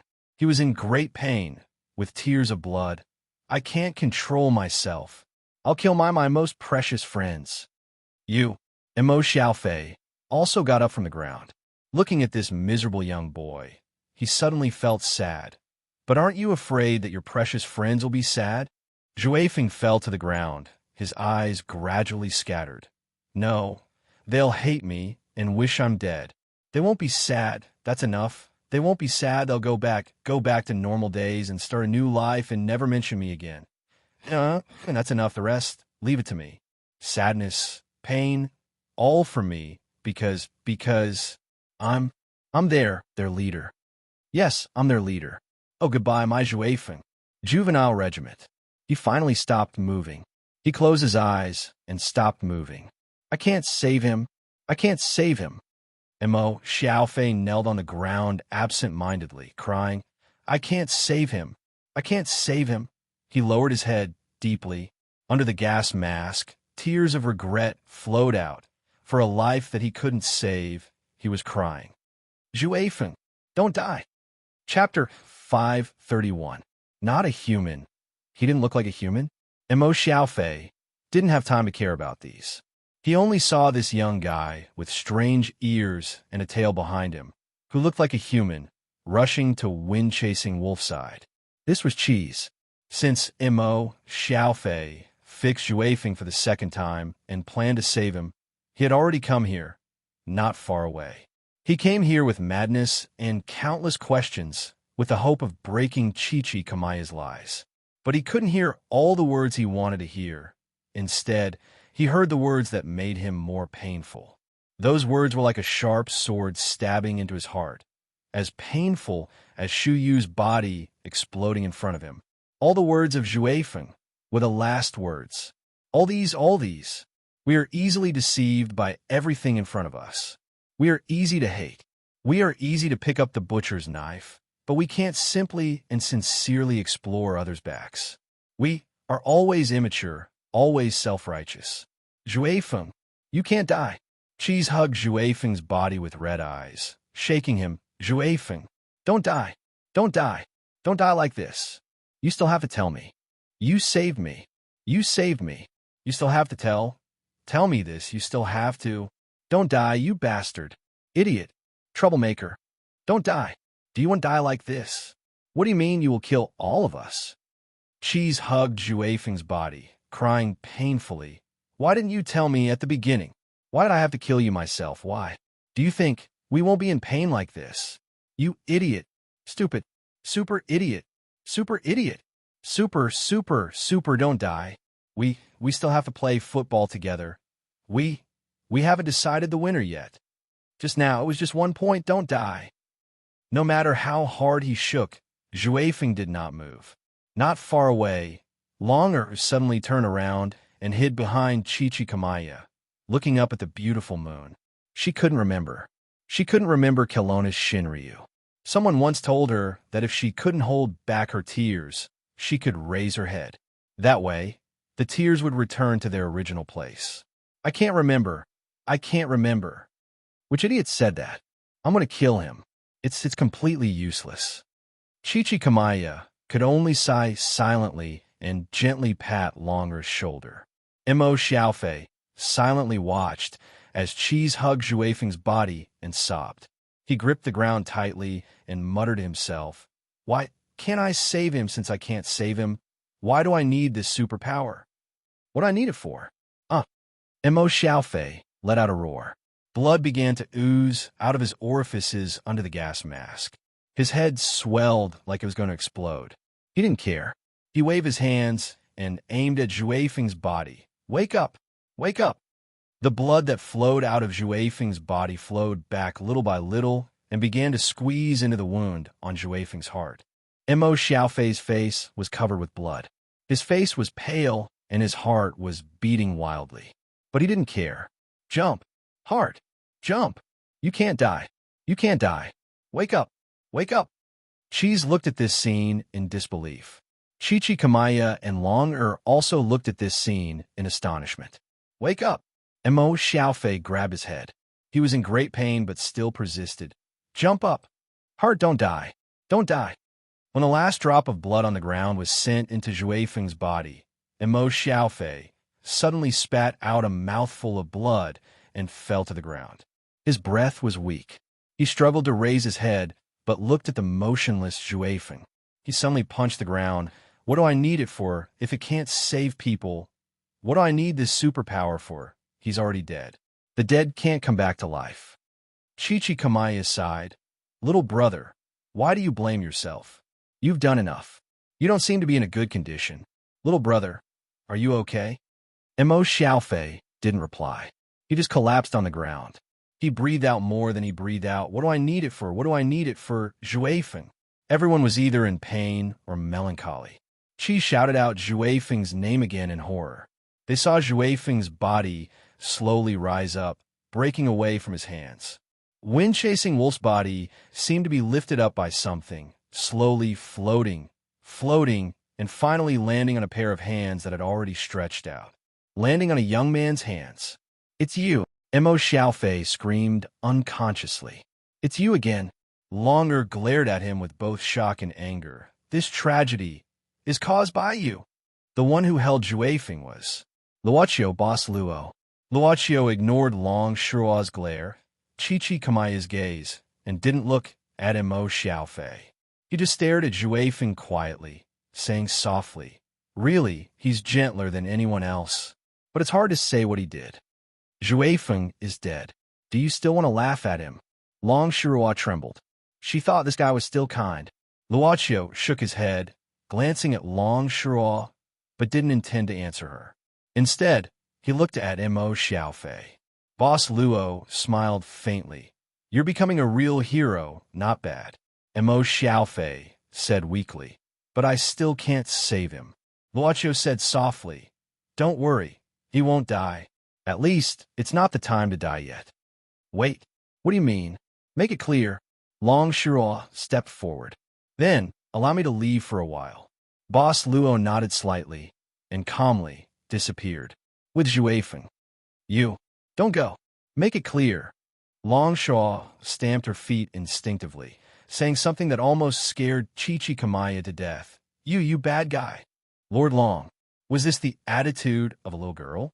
Did I see a fake Kelowna Shinryu?" Luo Chio came to the auditorium that was prepared for him at the beginning, the highest position on the roof of the gymnasium, and let go of Wind-chasing Wolf. But he didn't fall down, but floated quietly in the air. Miss Maid seemed to have known what would happen next, so she waited quietly. But at this moment, Boss Luo suddenly frowned. His palm suddenly rose up, and something began to emerge from the center of his palm. It seemed to be emerging at a crazy pace. It was a dazzling light ball, but there were a lot of complicated chains on it, firmly confining it, making it unable to escape from Boss Luo's palm. But an angry and sorrowful voice sounded. "You lied to me! You lied to me! How dare you lie to me?" Luochio kept silent for a while, and suddenly said, "Mr. Tanlang, what do you mean by lying?" That voice roared, "You promised me. You promised me that you would never tell my son his origin. You wouldn't tell him anything about his parents. But you broke your promise. Look, what did you do to my son? I won't let you go." With that, The light ball struggled more frantically, but still couldn't get rid of these chains. Mr. Tanlang, Luochio said calmly, you should know that I'm a new boss, right? And the one who promised you not to tell your son was the former boss. It seems that the confidentiality of this matter is not a deal, but a private agreement between you and the former boss. You, Luochio said indifferently. I don't need to abide by the agreement between you and the former boss, because that's outside of my business. And I am me, and the former boss is the former boss. You despicable guy. Tan Long's soul surged crazily again, shining to the extreme. Even if I explode, I won't. But the voice stopped. Tanlang. That was the voice of Miss Maid, slightly cold. You're not allowed to be rude to the master. Stupid guy, don't you understand? From the beginning, the master didn't make any deal with Zhuifeng about this matter. Your son only said that he wanted to make a deal with the amulet you gave him. When did my master ever agree to that? Tanlong's soul light ball suddenly paused. After a while, Tanlang said in astonishment, then could it be, you said indifferently, stupid guy, don't you understand? Your son hasn't died for 60 years, and it's still valid. Boss, Tanlong's soul light ball suddenly trembled slightly. Boss Luo looked indifferent, but his finger fell on Zhuifeng's wound, slowly touching it. The wound began to heal little by little, but the boss said softly at this time, well, it seems that with Mo Xiaofei, the difficulty is reduced a lot. But the wound healed quickly, and Zhuifeng's pale face gradually became rosy. Although his heartbeat was weak, it began to beat, from weak to strong and powerful. Seeing that Zhuifeng had come back to life, Tanlang suddenly sighed, saying with self-blame, Boss, I wronged you. I'm sorry. Really? Luochio said indifferently. Mr. Tanlang, it's too early to thank me. Have you forgotten that Zhuifeng is also one of our customers? He has already made another deal. Tanlang let out a long sigh. The reason why I left the black card to him was to give him a chance of survival in the future. The original agreement was that once the power in his body awakened, you would pass the black card to him. But I didn't expect that he used it to buy the most useless thing in the world. This silly kid, how could he get it so easily? Regarding this deal, I don't blame you, and I can't blame you. I know your nature better than anyone else. When a customer comes here, the first thing he should follow is his strongest wish. Mr. Tanlang seemed to be good friends with the previous boss. Boss Luo suddenly said at this time. Tanlang said, we just drank together, not friends. Compared to that guy whose heart was already dead and only left an empty shell, I like you more. I thought that this kid would be paranoid and walk on the path of the devil. But I didn't expect that he would rather commit suicide than become a demon. Although I have been imprisoned all these years, because of my friendship with the previous one, I have always been able to watch him grow at all times. Over and over again, I watched her suffer in agony. Over and over again, I wanted to break out of this cage and hug her. I wanted to tell her how much my wife and I loved her, but I couldn't do anything. But those chains suddenly began to lengthen, and Tanlong's soul light ball began to move further away from the boss's palm. What surprised Tanlang was that, although he was still imprisoned by the chains, he could now transform into a human form. There's not much time, Mr. Tanlang. I hope you can use this time well. Boss Luo turned around and looked down at the stadium that was in chaos because of Zhuifeng's prank. Tanlang looked at the young boss gratefully. His voice was a bit hoarse. Thank you. Thank you. Even though there were still chains on his body, he could move. He could come to Zhuifeng's side and hug him with his hands. He hugged his only descendant, hugged his and his child. You've done very well, kid. Tanlang looked at Zhuifeng with tears in his eyes. Really very good, kid. I thought you would hate this world, but it turns out that the suffering in this world has never pulled you to the side of hatred. Although your birth is unfortunate, fortunately, you know how to cherish the people around you. You're just a bit stubborn, but it's okay. I know you'll grow up and become a real man. Tanlang took a deep breath and hugged Zhuifeng tightly for the last time. Then he resolutely let go and turned around. That's enough, boss. Let me go back. I know you're using yourself to exchange for my time. It's okay, Boss Luo said indifferently. I've done a lot of business recently. Mr. Tanlang, have you finished talking with Juefeng? If there's anything else you want to say, I don't mind. Tanlang was stunned and hesitated for a moment before apologizing. Since that's the case, then, I'll accept it. Saying this, Greedy Wolf got close to wind-chasing Wolf's ear and whispered a few words. Then he sighed and automatically turned into a soul light ball. The chains that locked him suddenly shrank and returned to Luo Chio's palm, dragging the Greedy Wolf's soul into another mysterious space. And Juefeng's eyelids slightly trembled, and he slowly opened his eyes. When he opened his eyes, he seemed to see the night sky, but there seemed to be a strange feeling left in his body. It was warm, like being hugged. He subconsciously savored the lingering feeling in his body. After a while, he suddenly woke up and looked around. This maid here. You're awake. Luochio walked to Juefeng and looked at him indifferently. I'm not dead. Juefeng gave a start and then shook his head. No, I should be dead. So, you're here to take my soul, right? I bought the ringing bell for the transaction fee. Wind-chasing Wolf let out a long sigh and suddenly smiled bitterly. So this is death. That's good. Finally, it's over, this painful thing. Well, you can take my soul. That's good, it's early. Luochio nodded and stretched out his hand to Juefeng. His palm gently inserted into Juefeng's chest. Juefeng only felt a great pain began to spread all over his body. So much so that his face was distorted, and he couldn't help but let out an extremely painful scream. Damn it. Why is it so painful? Haven't I died? Why is it so painful? Can you hurry up? It's so painful. It'll be done soon. Luochio suddenly pulled his palm out of Juefeng's body and then chuckled. It's done. Juefeng suddenly collapsed on the ground, sweating profusely. He sighed and said subconsciously, Damn it, it's so painful. But he soon found something wrong. Since he was dead and his soul was taken away, why did he still have thoughts and feelings of his body? Windchaser suddenly raised his head and looked at the club's boss. What was caught in the boss's hand was actually a blood-red ball of light with a faint shadow of a ferocious wolf inside. Am I not dead? Juefeng asked in astonishment. Boss Luo blinked. No, didn't I say before that you're not destined to die and can at least live to 60 years old? Juefeng still said in astonishment.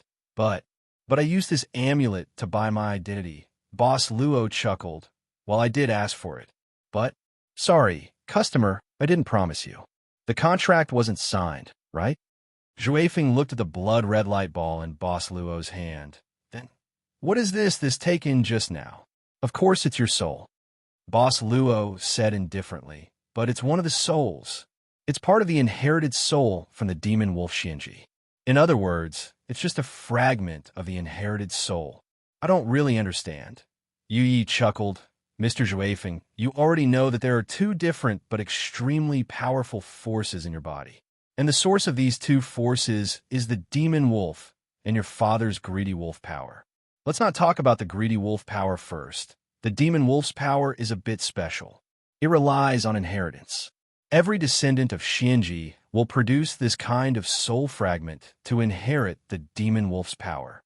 You have it, and so does your mother. This kind of fragment mark will eventually devour the original body and turn into a real demon wolf. But at the same time, you have the protection of the greedy wolf power, which protects your original soul from being devoured. So, strictly speaking, you have two different souls.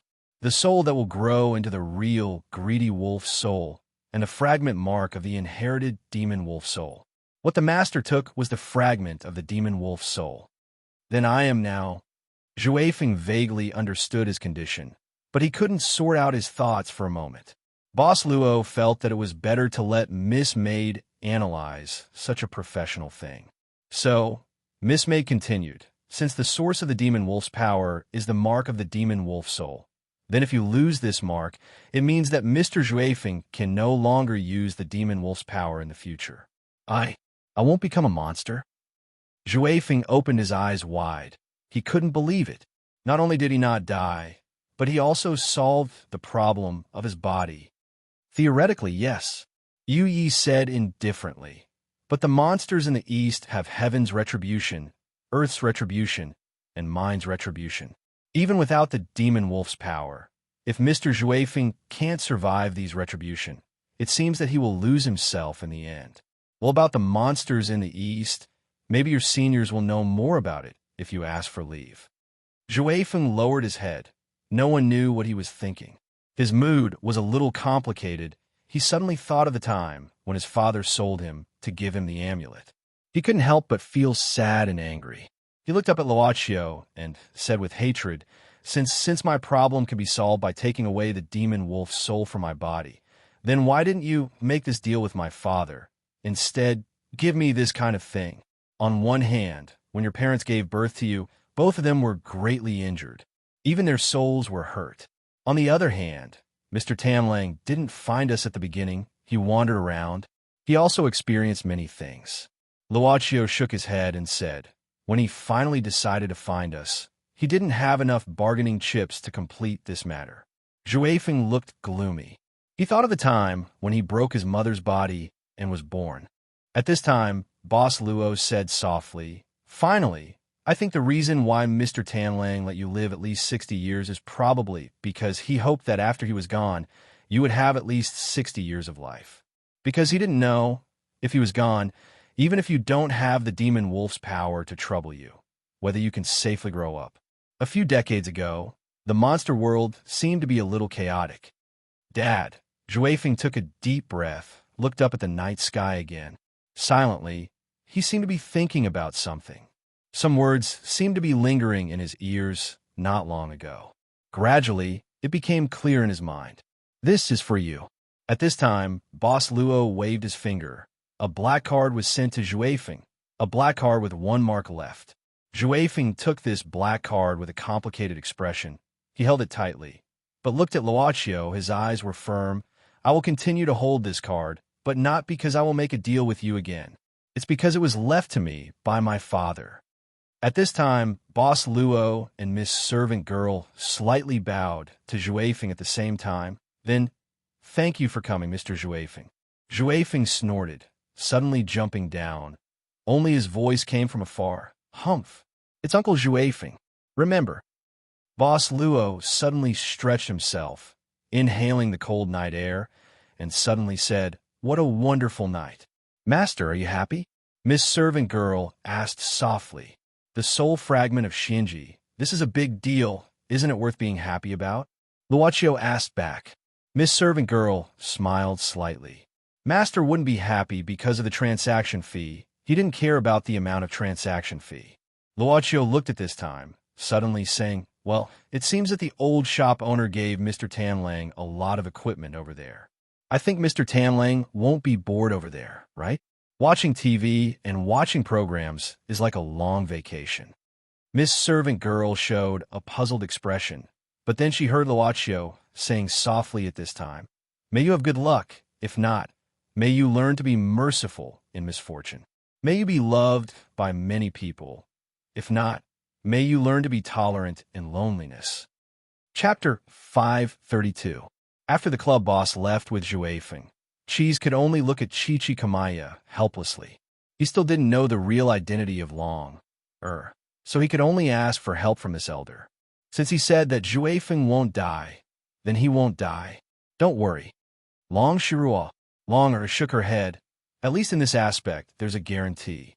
Otherwise, the club boss wouldn't appear. If he couldn't save Juefeng, wouldn't he be smashing his own reputation? You are. Cheese looked at Longer. It seemed that Mr. Turtle stood in front of this little girl with a slightly respectful look. I'm Chichi Kamaya's student. Long, suddenly said. Chichi Kamaya gave a start.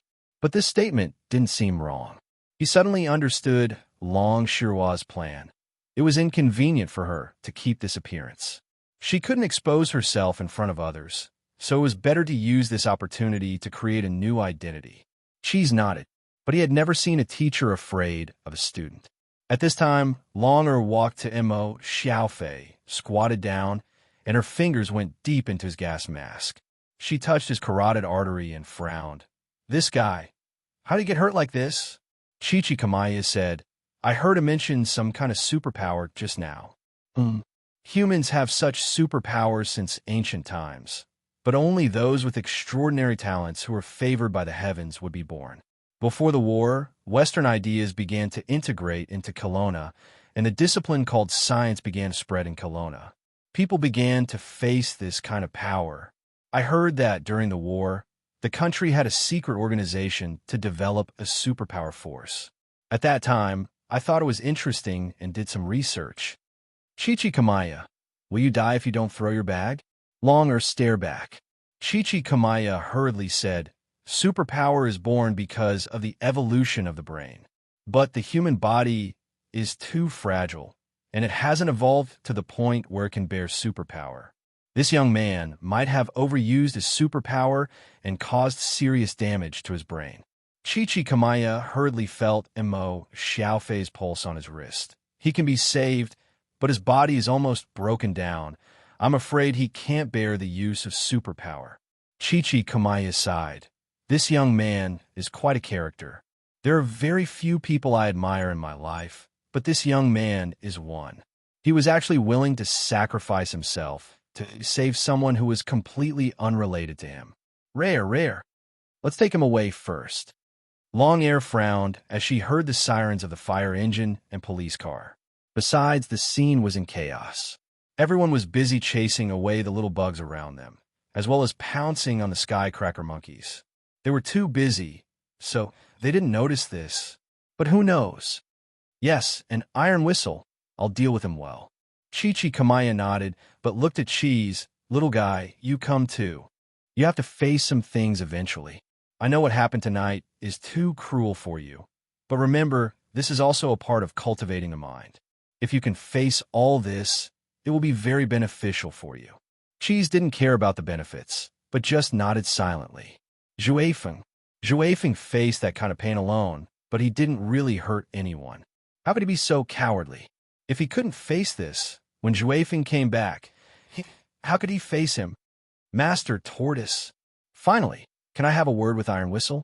Chichi Kamaya glanced at Longer secretly, but Longer nodded slightly.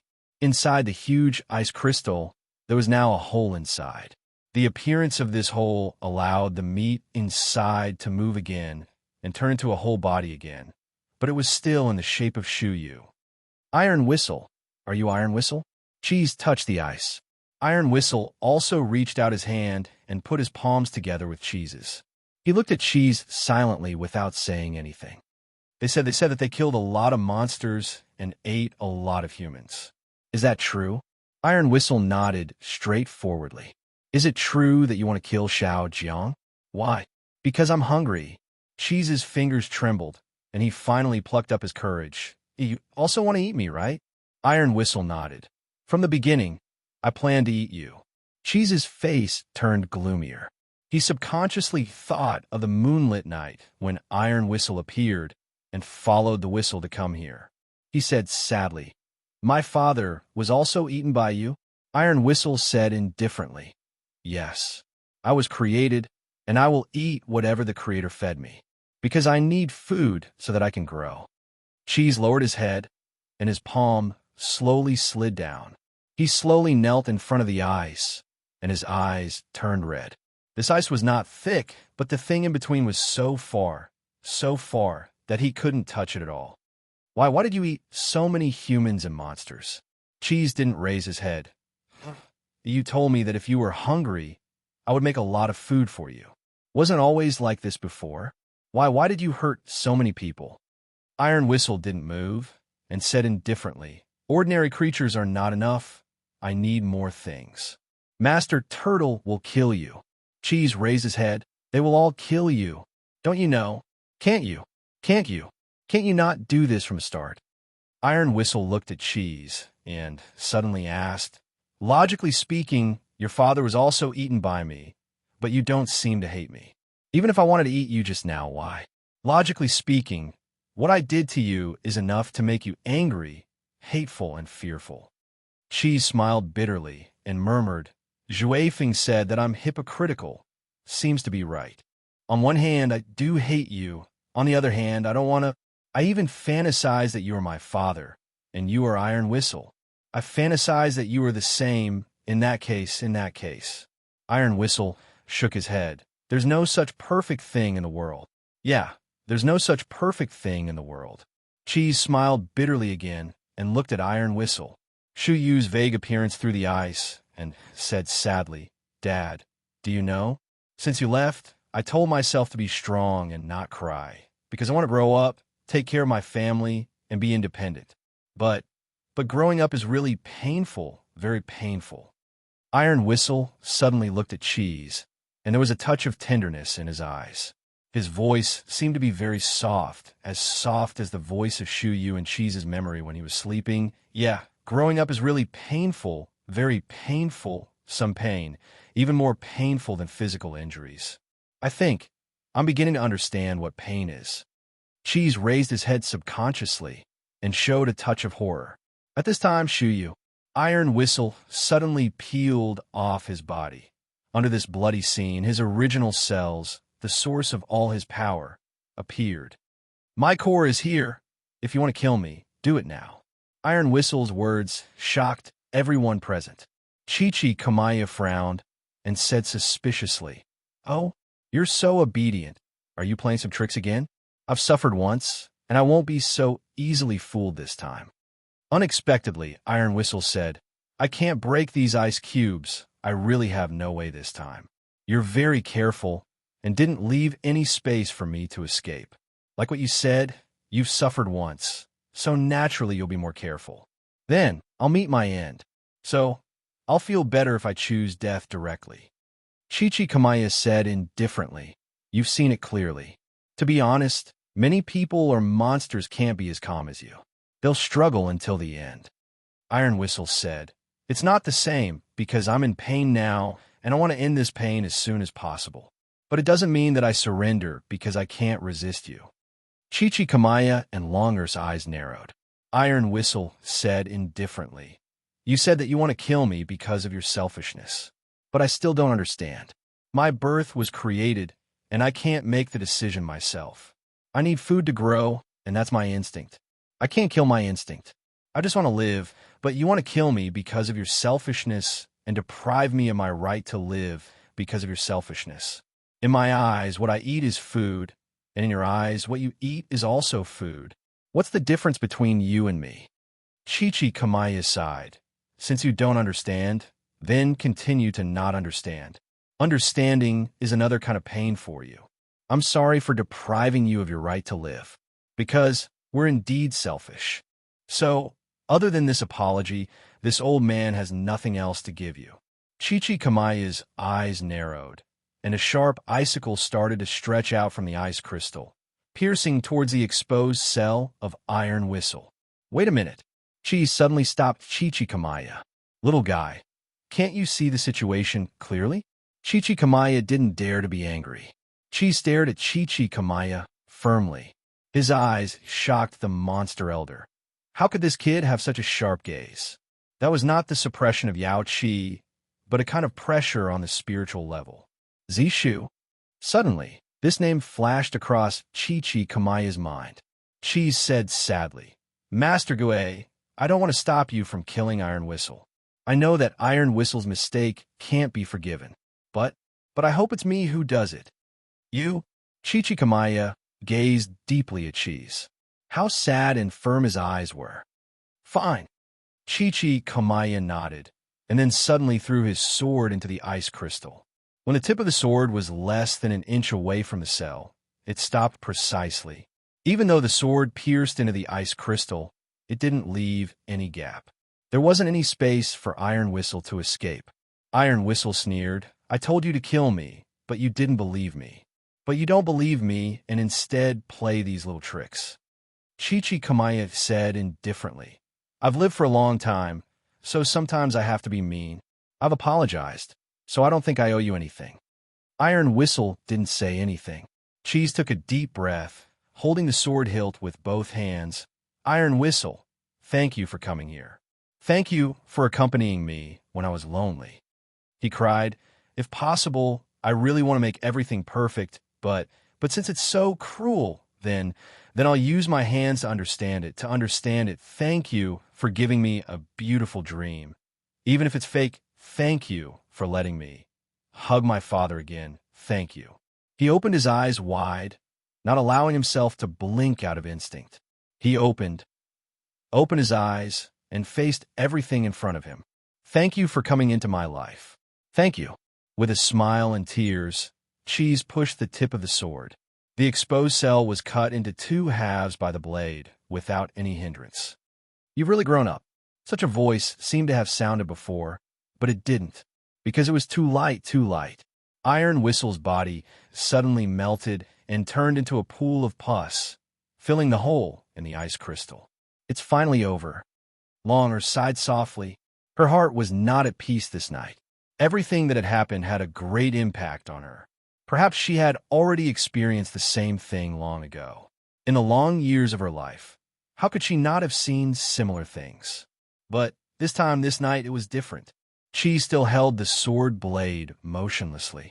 Chichi Kamaya wanted to comfort him, but he didn't know what to say, so he kept silent. Perhaps giving him some peace and quiet was the best consolation. Cheese suddenly raised his head. Did he meet Iron Whistle on such a moonlit night? He took out the precious whistle from his collar and put it on his lips. Beep, beep, beep, beep. Kid, take this thing. As long as you blow it, no matter where you are, I'll find you and come to you. Beep, beep, beep, beep. Again and again. He blew again and again and again and again and again and again and again and again and again and again. This was growth. Chapter 533. Chichi Kamaya melted the ice bit by bit. Even though he saw Iron Whistle turn into pus, he didn't let his guard down. When he finished checking and found that the pus didn't change, he let out a sigh of relief and nodded to Long Shua. Long Air suddenly said, Chichi Kamaya, take Cheese to Shu Shao Shu and take care of this human. I'll be back soon. Chichi Kamaya was stunned, asking in a low voice, Lord Long, where are you going? Long Shu said indifferently, such a big mess, I have to find a way to solve it. I can't turn a blind eye to some responsibilities. After saying this, Long Shua found a way and climbed down from here. Wow. Second young master, the car is ready. Let's leave here first. It's too dirty outside. Chung Yun said to Zhong Luo Chun quickly, but this second young master suddenly picked up the telescope and looked at the sky from the beginning. Chung Iran and Hong Wan's performance was amazing. The entire audience couldn't help but stand up. In the last part of the song, there was even a super strong chorus from the audience.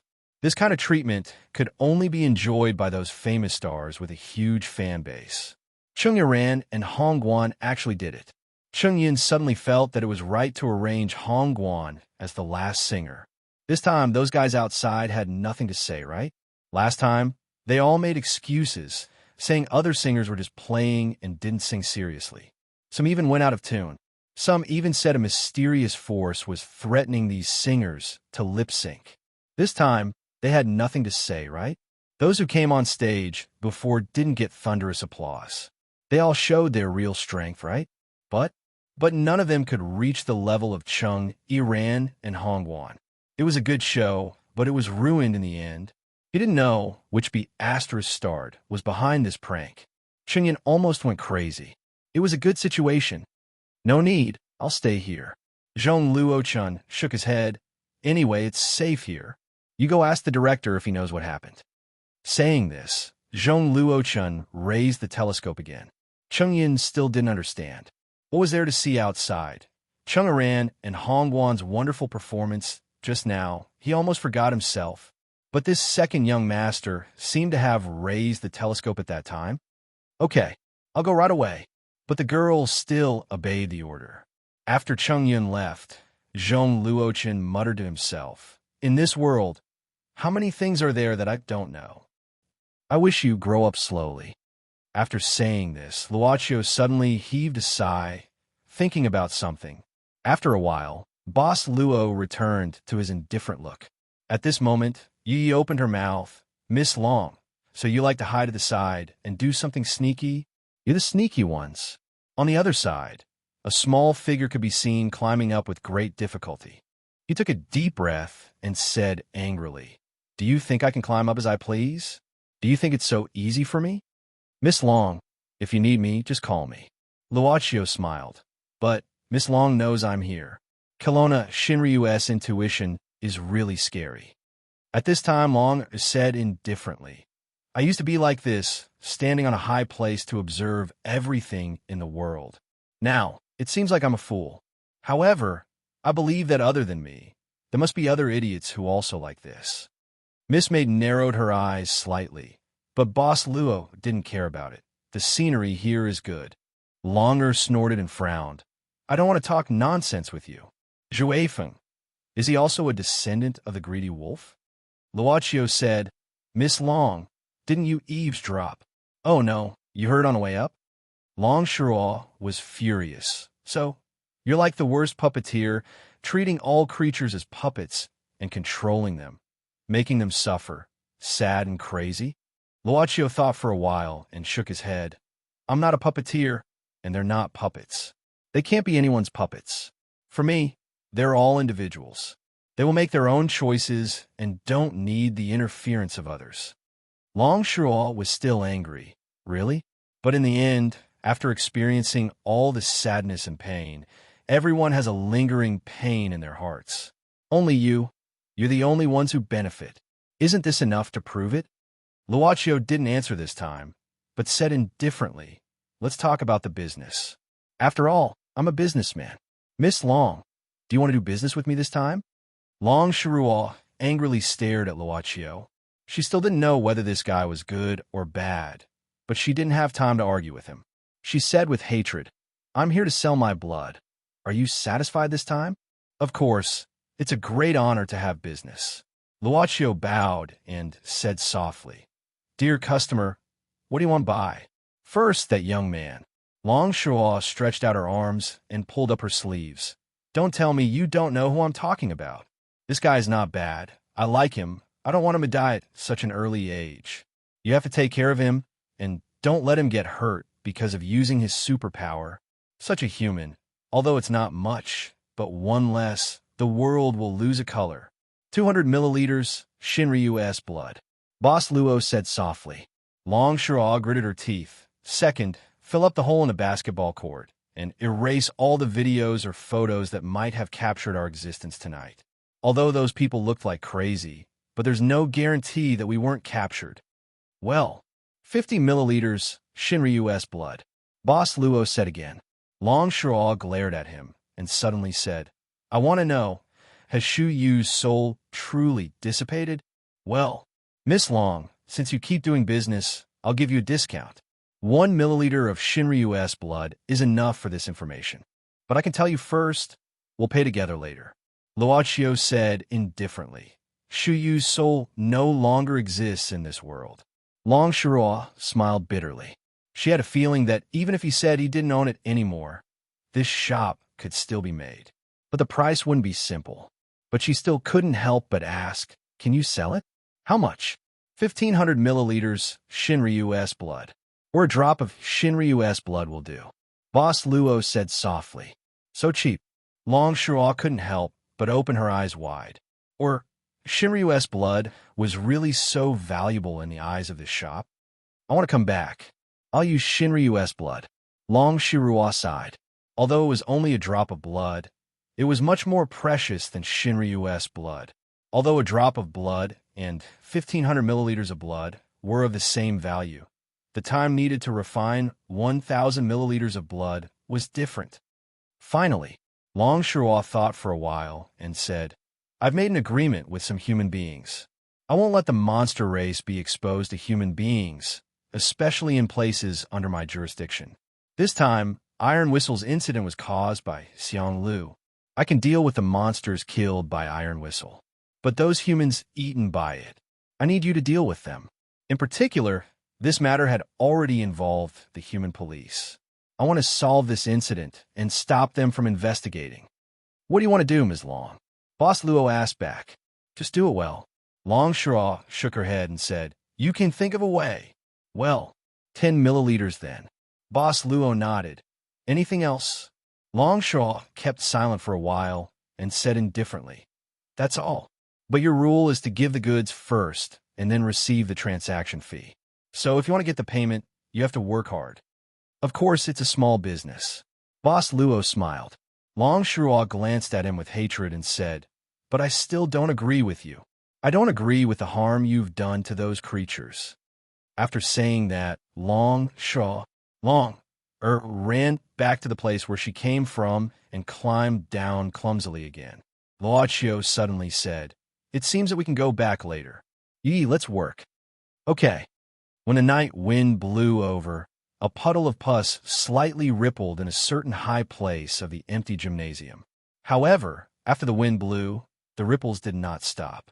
Instead, they continued to form circles of ripples. In the end, the pool of pus began to swell. Layer by layer, it finally turned into a blurry figure. It hadn't fully formed yet, but it suddenly heard a voice, the voice that often appeared and talked to it.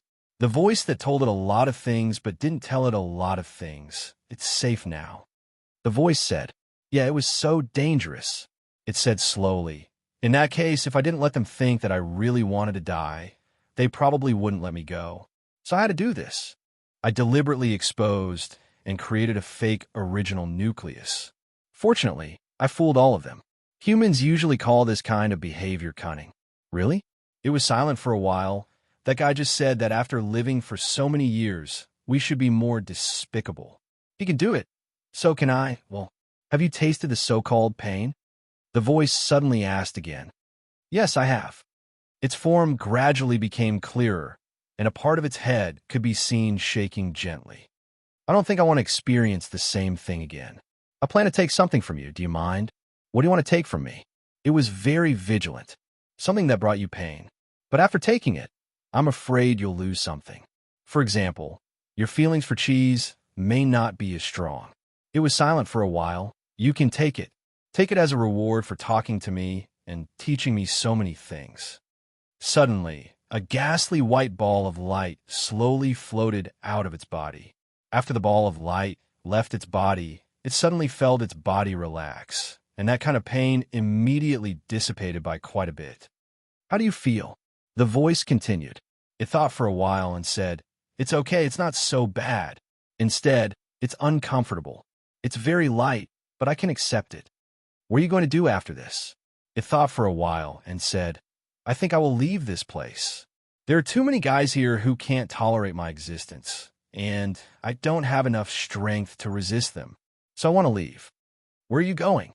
It thought for a long time and said with certainty, "I was created, and there should be others who were created like me. They are my companions. I want to find my companions.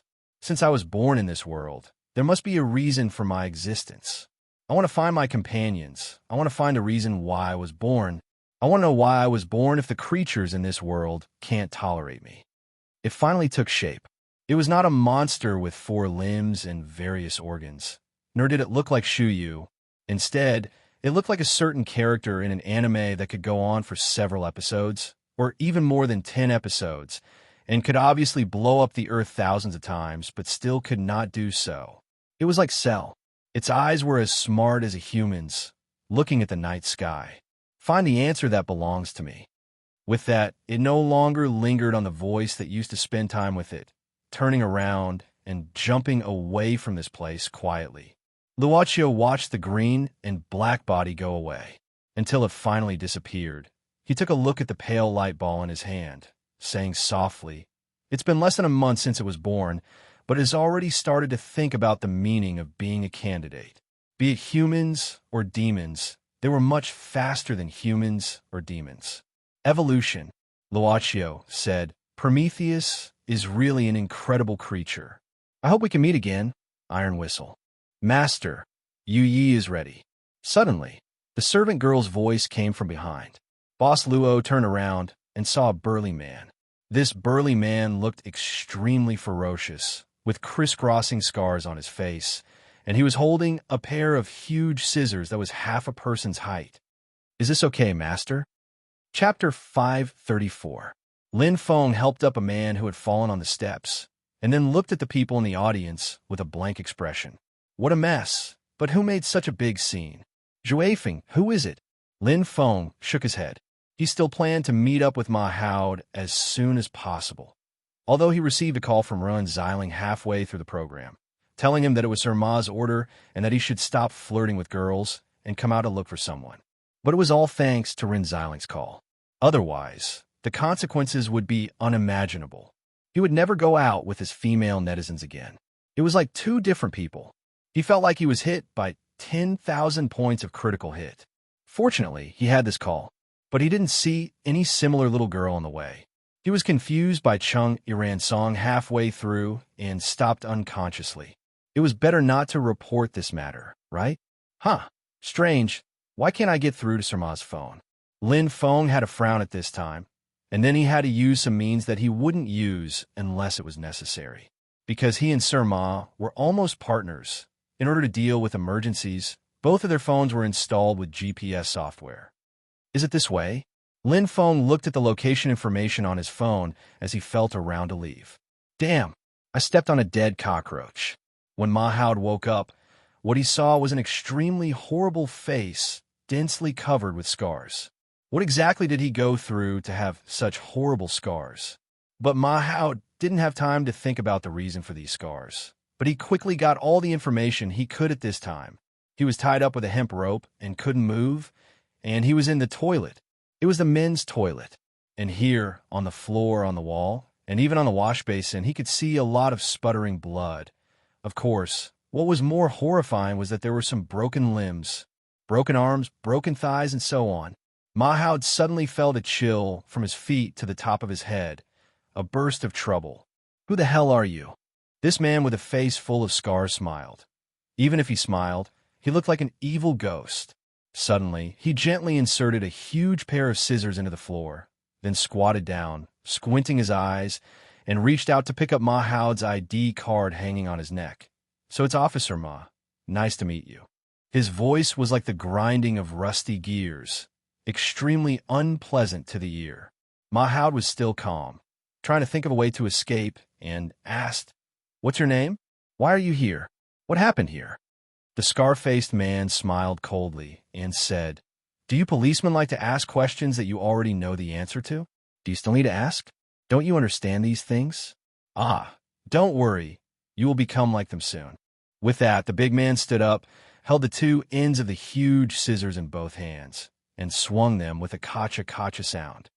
Should I start from your neck or your stomach? Or should I cut off your thighs first? Looking at the huge pair of scissors slowly approaching, Ma Haud sweated. "You, how many people have you killed?" "Ah, I don't remember." The man squinted his eyes and smiled. "Is there a need to remember? Isn't it enough to kill to your heart's content?" Huge pair of scissors, the broken limbs here. Ma Haud's mind suddenly flashed, and he blurted out, "Last time, the victim of the headless tramp was also killed by you." "Ah, tramp?" The man was stunned, then suddenly realized, "You were talking about that guy. I remember." The man with scars sneered. "That guy, he was obviously a waste, but he made fun of me for being ugly. TSK, I had no choice but to cut off his head and burn it. Poochie, like the smell of barbecue." "Officer, have you tried to barbecue a human head? You, madman." Ma Haud's eyes widened. After so many years of work, he had never seen such a ferocious guy. "This week, the worker in the stadium, was it also killed by you?" The man with scars said. "You have too many questions. I can do whatever I want to do. It is my freedom. You don't have to worry about it. You should worry about yourself." Ma Haud saw that he had no chance to escape. With an unwilling look, he gritted his teeth and said, "Wait, I know I'm going to die, but at least I want to die willingly. At least tell me your name. In my next life, if I can reincarnate, I will take revenge on you. Even if I become a ghost, you won't let me go?" The man laughed twice. "I like it. I will fulfill your wish. Remember, my name is Juefeng." At this time, the scissors had already reached Ma Haud's neck. So Ma glared at it. Just as the scissors were about to close, suddenly a loud sound was heard. After the sound of the toilet door hitting the wall, another angry voice was heard. "Sir Ma, I am coming to save you." Lin Feng. At this time, Lin Feng was holding a mop in his hand. As he spoke, he hit the man's head with the mop. The man was hit, and seemed to be seeing stars. He couldn't stand still and could only lean on the wash basin. But Officer Lin, who was proficient in military combat, didn't give up so easily. He immediately took advantage of the situation and continued to attack. The man struggled to resist, and the huge scissors in his hand swept fiercely. The sharp blade cut through Lin Feng's coat. But at this time, Ma Hao took the opportunity to suddenly straighten his back, raise his leg, and kick the man's lower back. Sir Ma shouted, "Damn it! Try my deadly scissors kick." Ma Hao twisted his legs with force. The man suddenly lost his balance. Lin Feng saw the opportunity and hit him with a mop again. This time, he used so much strength that the mop broke directly. The man suddenly felt dizzy and staggered to the ground. Lin Feng rushed up, reversed the man's hands, and handcuffed them behind his back. Then, he used his arms to strangle the man's neck. When the man finally fainted, he heaved a heavy sigh of relief. "That was close. Sir Ma, are you hurt?" Lin Feng quickly untied the ropes on Ma Hao. Sir Ma wiped his cold sweat and said, "Damn it, I almost died here tonight. Luckily, you came in time. I couldn't get through to your phone, so I got the GPS. It was really close." Lin Feng nodded and said, "But who is this guy?" Ma Hao frowned and said, "He said his name was Juefeng, but I think it might be a fake name or a code name. This guy is very likely to be a criminal in these murders. Also, before he made a move on me, he probably killed a few more people." Lin Feng also looked at the bloody toilet in horror. He actually used such a huge scissor as a weapon. How cruel is this guy? "I just talked to him," Ma Hao said seriously. "This guy definitely has an abnormal antisocial personality and is extremely dangerous. It must be locked back at night. All right, how's it outside? Did you find a bomb?" "What bomb?" Lin Feng was stunned. Then, he narrated the scene of the cockroach that had happened not long ago. "It's not a bomb. Juefeng?" Ma Hao shook his head. "Let's wait until this guy wakes up, then we'll use all kinds of methods. We must make him tell the truth from the beginning to the end. I'll inform our brothers to come here." Lin Feng nodded and said, "They're all here, our people and the firefighters." Ma Hao touched his neck. "F***, I'm lucky that I'm still alive." "Zhuge, Zhuge, where are you? Zhuge?" The girl anxiously walked in the corridor while shouting this name. At the same time, she looked at her mobile phone in annoyance. In the chaos just now, her mobile phone was hit by someone and fell to the ground. It was even stepped on and could not be turned on. Since Zhuge said that he had a stomachache and ran to the toilet, he had not come back. The girl had no choice but to look for him in the corridor of this floor.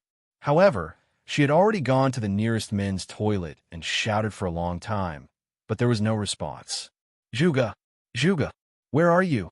Damn fatty, come out." The girl was almost crying. "Didn't you say that you would never leave me alone again? Damn fatty, fatty." Suddenly, the girl heard a doubtful voice and subconsciously turned around to see how to say, a rather leisurely young man. He did not look like a frightened audience at all. There was also a familiar feeling, as if she had seen him somewhere before. However, the girl did not care about that, and quickly walked forward. "Yes, yes. He is very fat. His name is Zhuge. Have you seen him?" The young man blinked. "I don't know if his name is Zhuge, but he is quite fat. I saw him at the corner just now, leaning against the vending machine, wearing a yellow coat." "Is he the one you are looking for?" "Yes, yes. He is wearing a yellow coat." The girl nodded gratefully. "Thank you. By the way, have we met somewhere before?" The young man smiled. "Go find the person you are looking for. He should be a very important person, right? Girls don't look good when they cry." The girl quickly wiped the tears on her face.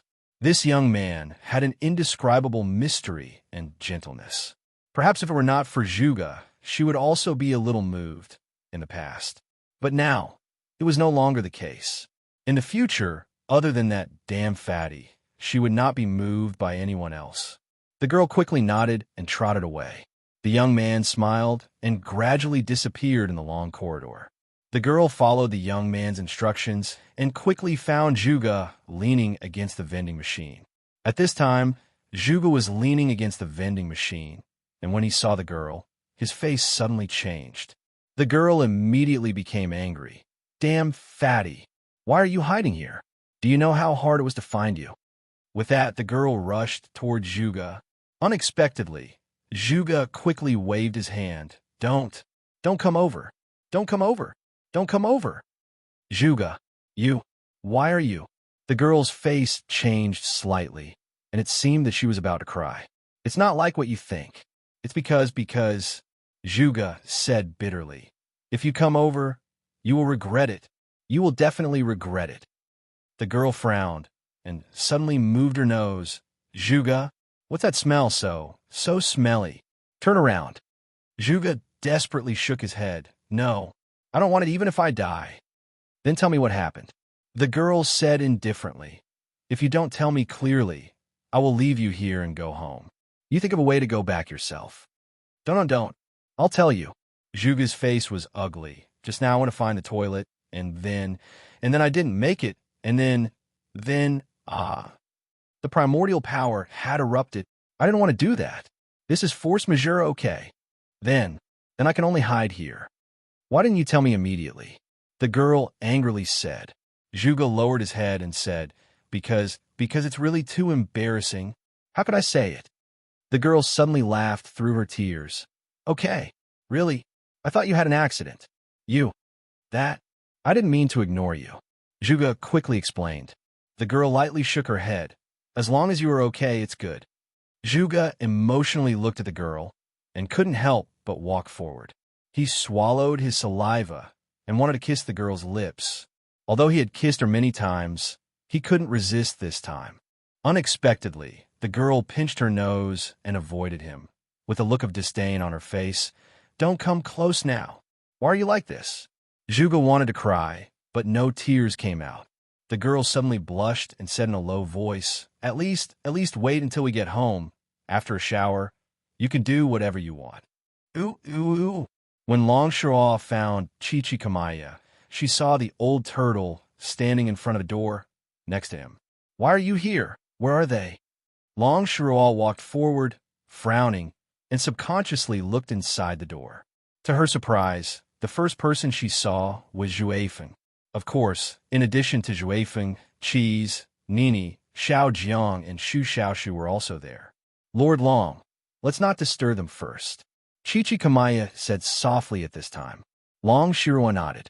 She saw Juefeng suddenly kneel on the ground, his head almost touching the floor, and loudly said, I'm really sorry.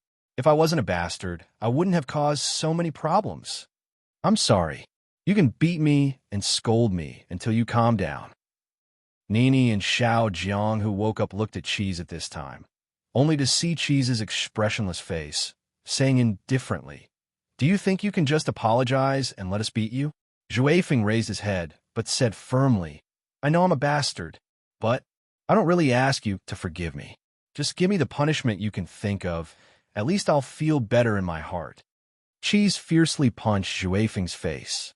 Juefeng didn't resist and was hit to the ground, but he didn't cry out in pain. Instead, he looked relieved. Cheese stretched out his hand to Juefeng. Get up, it's over. Cheese, why are you? Cheese said softly. Idiot, everyone is tired today. Whether it's you, me, my mother, Nini, or Xiao Jiang. We're all tired. Why don't we relax a little? I have to go home and wash diapers for my younger brother and sister. I really don't have time to beat you here. Cheese. I'm sorry. Juefeng's eyes turned red. Since you saved me once, I'll forgive you this time. Xiao Jiang snorted. However, I'll let you go this time. You're not allowed to hit my head in the future. Xiao Jiang. I won't forgive you so easily. Nini said with a straight face. It's not easy to make an appointment tonight. And, Juefeng, I'm telling you, if you don't give me 10, no, 20 Hello Kitty dolls, don't expect me to talk to you again. Nini, Cheese grinned. What are you waiting for? Stand up, leader. Leader. Juefeng rubbed his face hard, desperately wiping again and again, but angrily said, these guys, are our master Juefeng. Not knowing why, Longshaw smiled knowingly. She said to herself, I hope they can really grow up in the future, remember what happened today, and continue to support each other. Chi Kamaya's side, although the pain will always be there, but because of the pain, they will cherish the things in front of them more. Strictly speaking, this was a very good and true test for them. Because of the lingering pain, they can see the future more clearly. It's so good to be young. Long Shiruo gave a start. Thinking of the words she said to the shop owner out of anger 10 minutes ago. Because of the lingering pain, they can see the future more clearly. How could she not understand this logic? But at that time, she was really too angry. I really don't understand. Is he a good person or a bad person? Long Shiruo shook her head, and her eyes suddenly became complicated. Lord Long, just now did you? Chichi Kamaya suddenly asked. Long Shiruo shook her head again, and suddenly took out a small test tube and handed it to Chichi Kamaya. Chichi Kamaya, give this to that little human brother to drink and let him get better. It can strengthen his body and let him get better. Long Shiruo said indifferently. Oh, Chichi Kamaya narrowed his eyes, and he probably guessed the origin of this thing.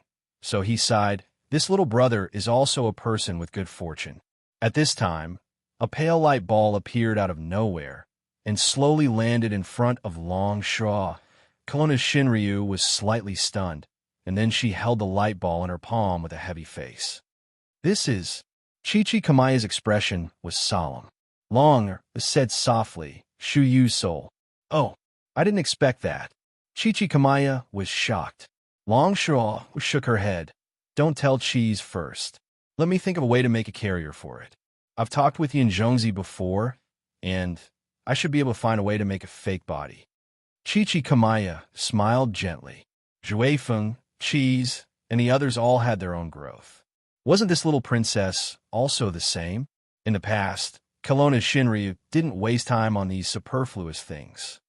You keep it first, I can't accept it now.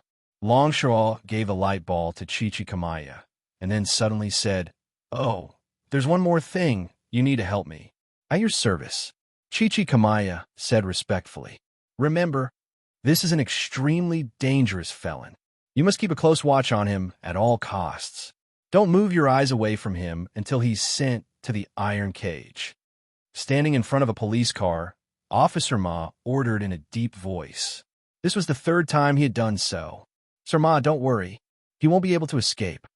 Two policemen sandwiched the big guy from left and right and locked their own hands in the big guy's hands. They even put on a rope. There were two policemen in front of them. Ma Hao nodded. After watching the police car drive away, he was slightly relieved. He had just received an order from his superior to help deal with the chaos in the venue. I didn't expect that the murderer of these murders would be caught here. Lin Feng shook his head. It's a pity for those dead people. Ma Hao's mood was somewhat complicated. At this moment, a figure ran towards him. Old Ma. It was Ren Xiling. Sub-editor Ren Xiling came with a chagrined face. Ma Hao rarely saw such a childlike expression from Ren Xiling. He couldn't help but soften his heart, saying in a low voice, Don't tell me you've been looking for him until now. Ren Xiling's face was a bit pale. I'm sorry. I haven't found him. I'm sorry. Don't worry. There are many people here. Ma Hao continued to comfort her. I'll ask someone to pay attention to him. He looks like a blessed person, so he should be fine. Although there are many bad people in this world, there are not as many as we think. Most of them are still conscientious. I hope so. Ren Xiling nodded helplessly. Elder sister. A tender voice sounded from behind Ren Xiling. It was Long Er's voice. Ren Xiling's face was full of joy. She quickly turned around and saw a small figure. Who else could it be but Long? At this moment, Long was led by an old lady, walking over slowly. Long, you're fine. Ren Xiling walked directly to Long, squatting down. You scare me to death. I suddenly saw you, and then you disappeared. I saw my grandma, so I ran out. Long said in a childish voice. I'm sorry for causing trouble for you. It's all because of my little granddaughter's mischievous behavior. The old lady kept apologizing, but her heart was breaking down. Damn it, I'm a dignified elder of a monster race, but I have to pretend to be an old lady here. How dare I? Old lady, how can you let such a small child wander around? You have to take good care of her, okay? This time, Officer Ma was probably in a good mood because he caught the criminal, so he started to preach endlessly at the moment. When had a dignified elder of the monster race ever been scolded in front of ordinary people? But this time, she couldn't say anything, so she could only continue to apologize. If it wasn't Lord Long's order, as a Shinryu of Kelowna, why would he care about these humans? I don't understand. Sir, this human, that's enough. If you keep scolding, I'll go back and cast a spell on you. Well, you're tired today. Let's go back to Long, and have a rest. Mahoud finally let the old lady go. Looking at the old lady and Long, leaving, Mahoud touched his chin and said, "Ah, this little girl is so cute. It's a pity that my wife is pregnant, or I'll give birth to another one. What's wrong with your eyes? You're disrespectful." Run, Xiling snorted. "Damn it, I still have the ability." Mahoud roared. "Sister Ren, you're here." Lizzie ran from afar. She didn't need to breathe, but now she was panting. "So, you're here. I've been looking for you for a long time. What happened?" Run, Xiling shrugged. "Ah, a bundle of cloth is so long. I'll tell you when I have time. I'm starving now. Let's go. Let's call Luaccio and Yi to have supper. Are they okay? It seems like something terrible just happened." "Supper. Roar. I'm hungry too." Lizzie suddenly showed an excited look. "I know a place nearby that has good food. You only know how to eat." Ren Xiling shook her head, but suddenly looked up at the night sky. She saw an orange light rushing to the sky. When this ray of light rose to the highest point, it suddenly exploded with a deafening sound. Then, little by little, the comet-like light began to spread out, dragging a long tail behind it. Under the night sky, a huge, colorful flower spread out, but this time there was nothing strange. Instead, it was an extremely normal fireworks display. "Wow, it's so beautiful." Lizzie sighed. Ren Xiling also smiled. She had seen a lot of fireworks, but tonight's one seemed pretty good. "Hey, it's strange. Didn't I give an order not to touch these fireworks? Which bastard did it?" Mahoud frowned. But no matter how confused Officer Ma was, the fireworks continued to soar into the sky one after another, dyeing the night sky into a colorful glaze. "It's fireworks, Zhuga Zhuga, look! Fireworks! It's so beautiful!" The girl pulled Zhuga's arm, pointing out the window excitedly. "Wow, there are fireworks at the end. Mom, it's so beautiful." A little head stretched out from Shu Xiaoshu's arms, pointing to the sky happily. In front of them, Cheese, Zhuifeng, Xiao Jiang, and Nini all stopped, looking up at the sky. Colorful colors kept changing on their faces. "Well, I suddenly feel better," Nini said softly, and then glanced at Cheese secretly. But at this time, Cheese's hand reached over quietly, holding it gently, and suddenly said, "Come again next time." Her heartbeat accelerated slightly. Xiao Jiang looked at these two guys' little movements inconceivably, opening his mouth, as if he was scared. But at this time his head was gently knocked. "You said you're not allowed to knock my head." Xiao Jiang suddenly stared at Zhuifeng angrily. Unexpectedly, Zhuifeng said with a smile, "A fireman who can fly. I saw it." "What?" Xiao Jiang was stunned. Cheese turned back at this time. "Well, I also saw it, a fireman who can fly." "Really?"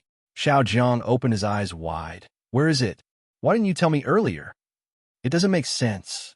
It's not fair. I've been squatting here for several months, but I still couldn't see it. But you saw it. Tell me." Zhuifeng ran forward, laughing loudly. "Come and chase me. If you can catch me, I'll tell you." As the descendant of the longevity clan of the monster clan, Xiao Jiang was smart. He hurriedly looked at Cheese. "Cheese, tell me." Unexpectedly, Cheese held Nini's arm at this time, running forward. "You're chasing me. F*CK, you guys." Xiao Jiang shouted behind. "Wait for me. Wait for me."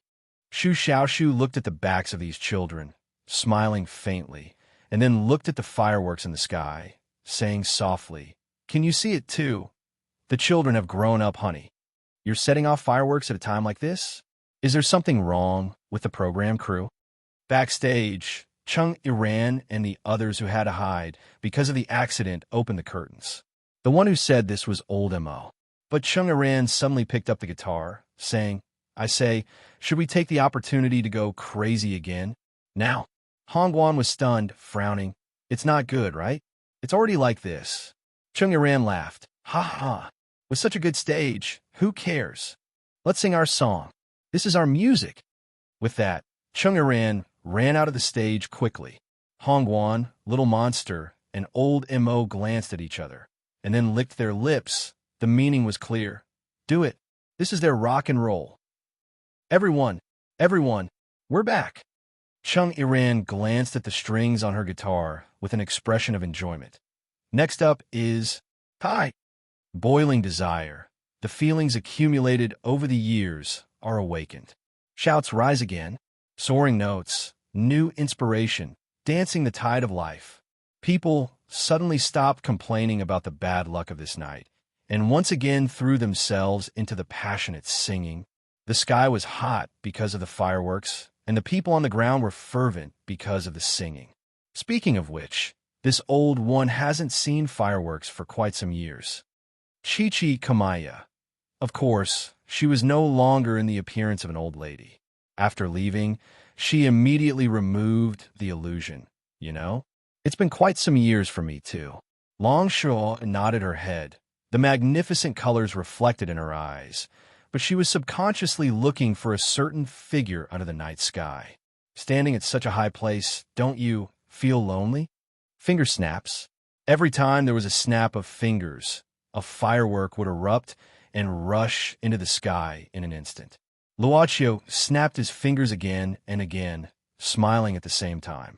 The sky was colorful, and the ground was also colorful. Footsteps came from behind. It was Miss Servant Girl who had returned to her original appearance. Yu walked to her master, saying softly, "Master, I put the police car," but at this time, Luochio gently pressed his hand on Yuye's lips, making her stop talking. He said softly, "Come, here's a gift for you."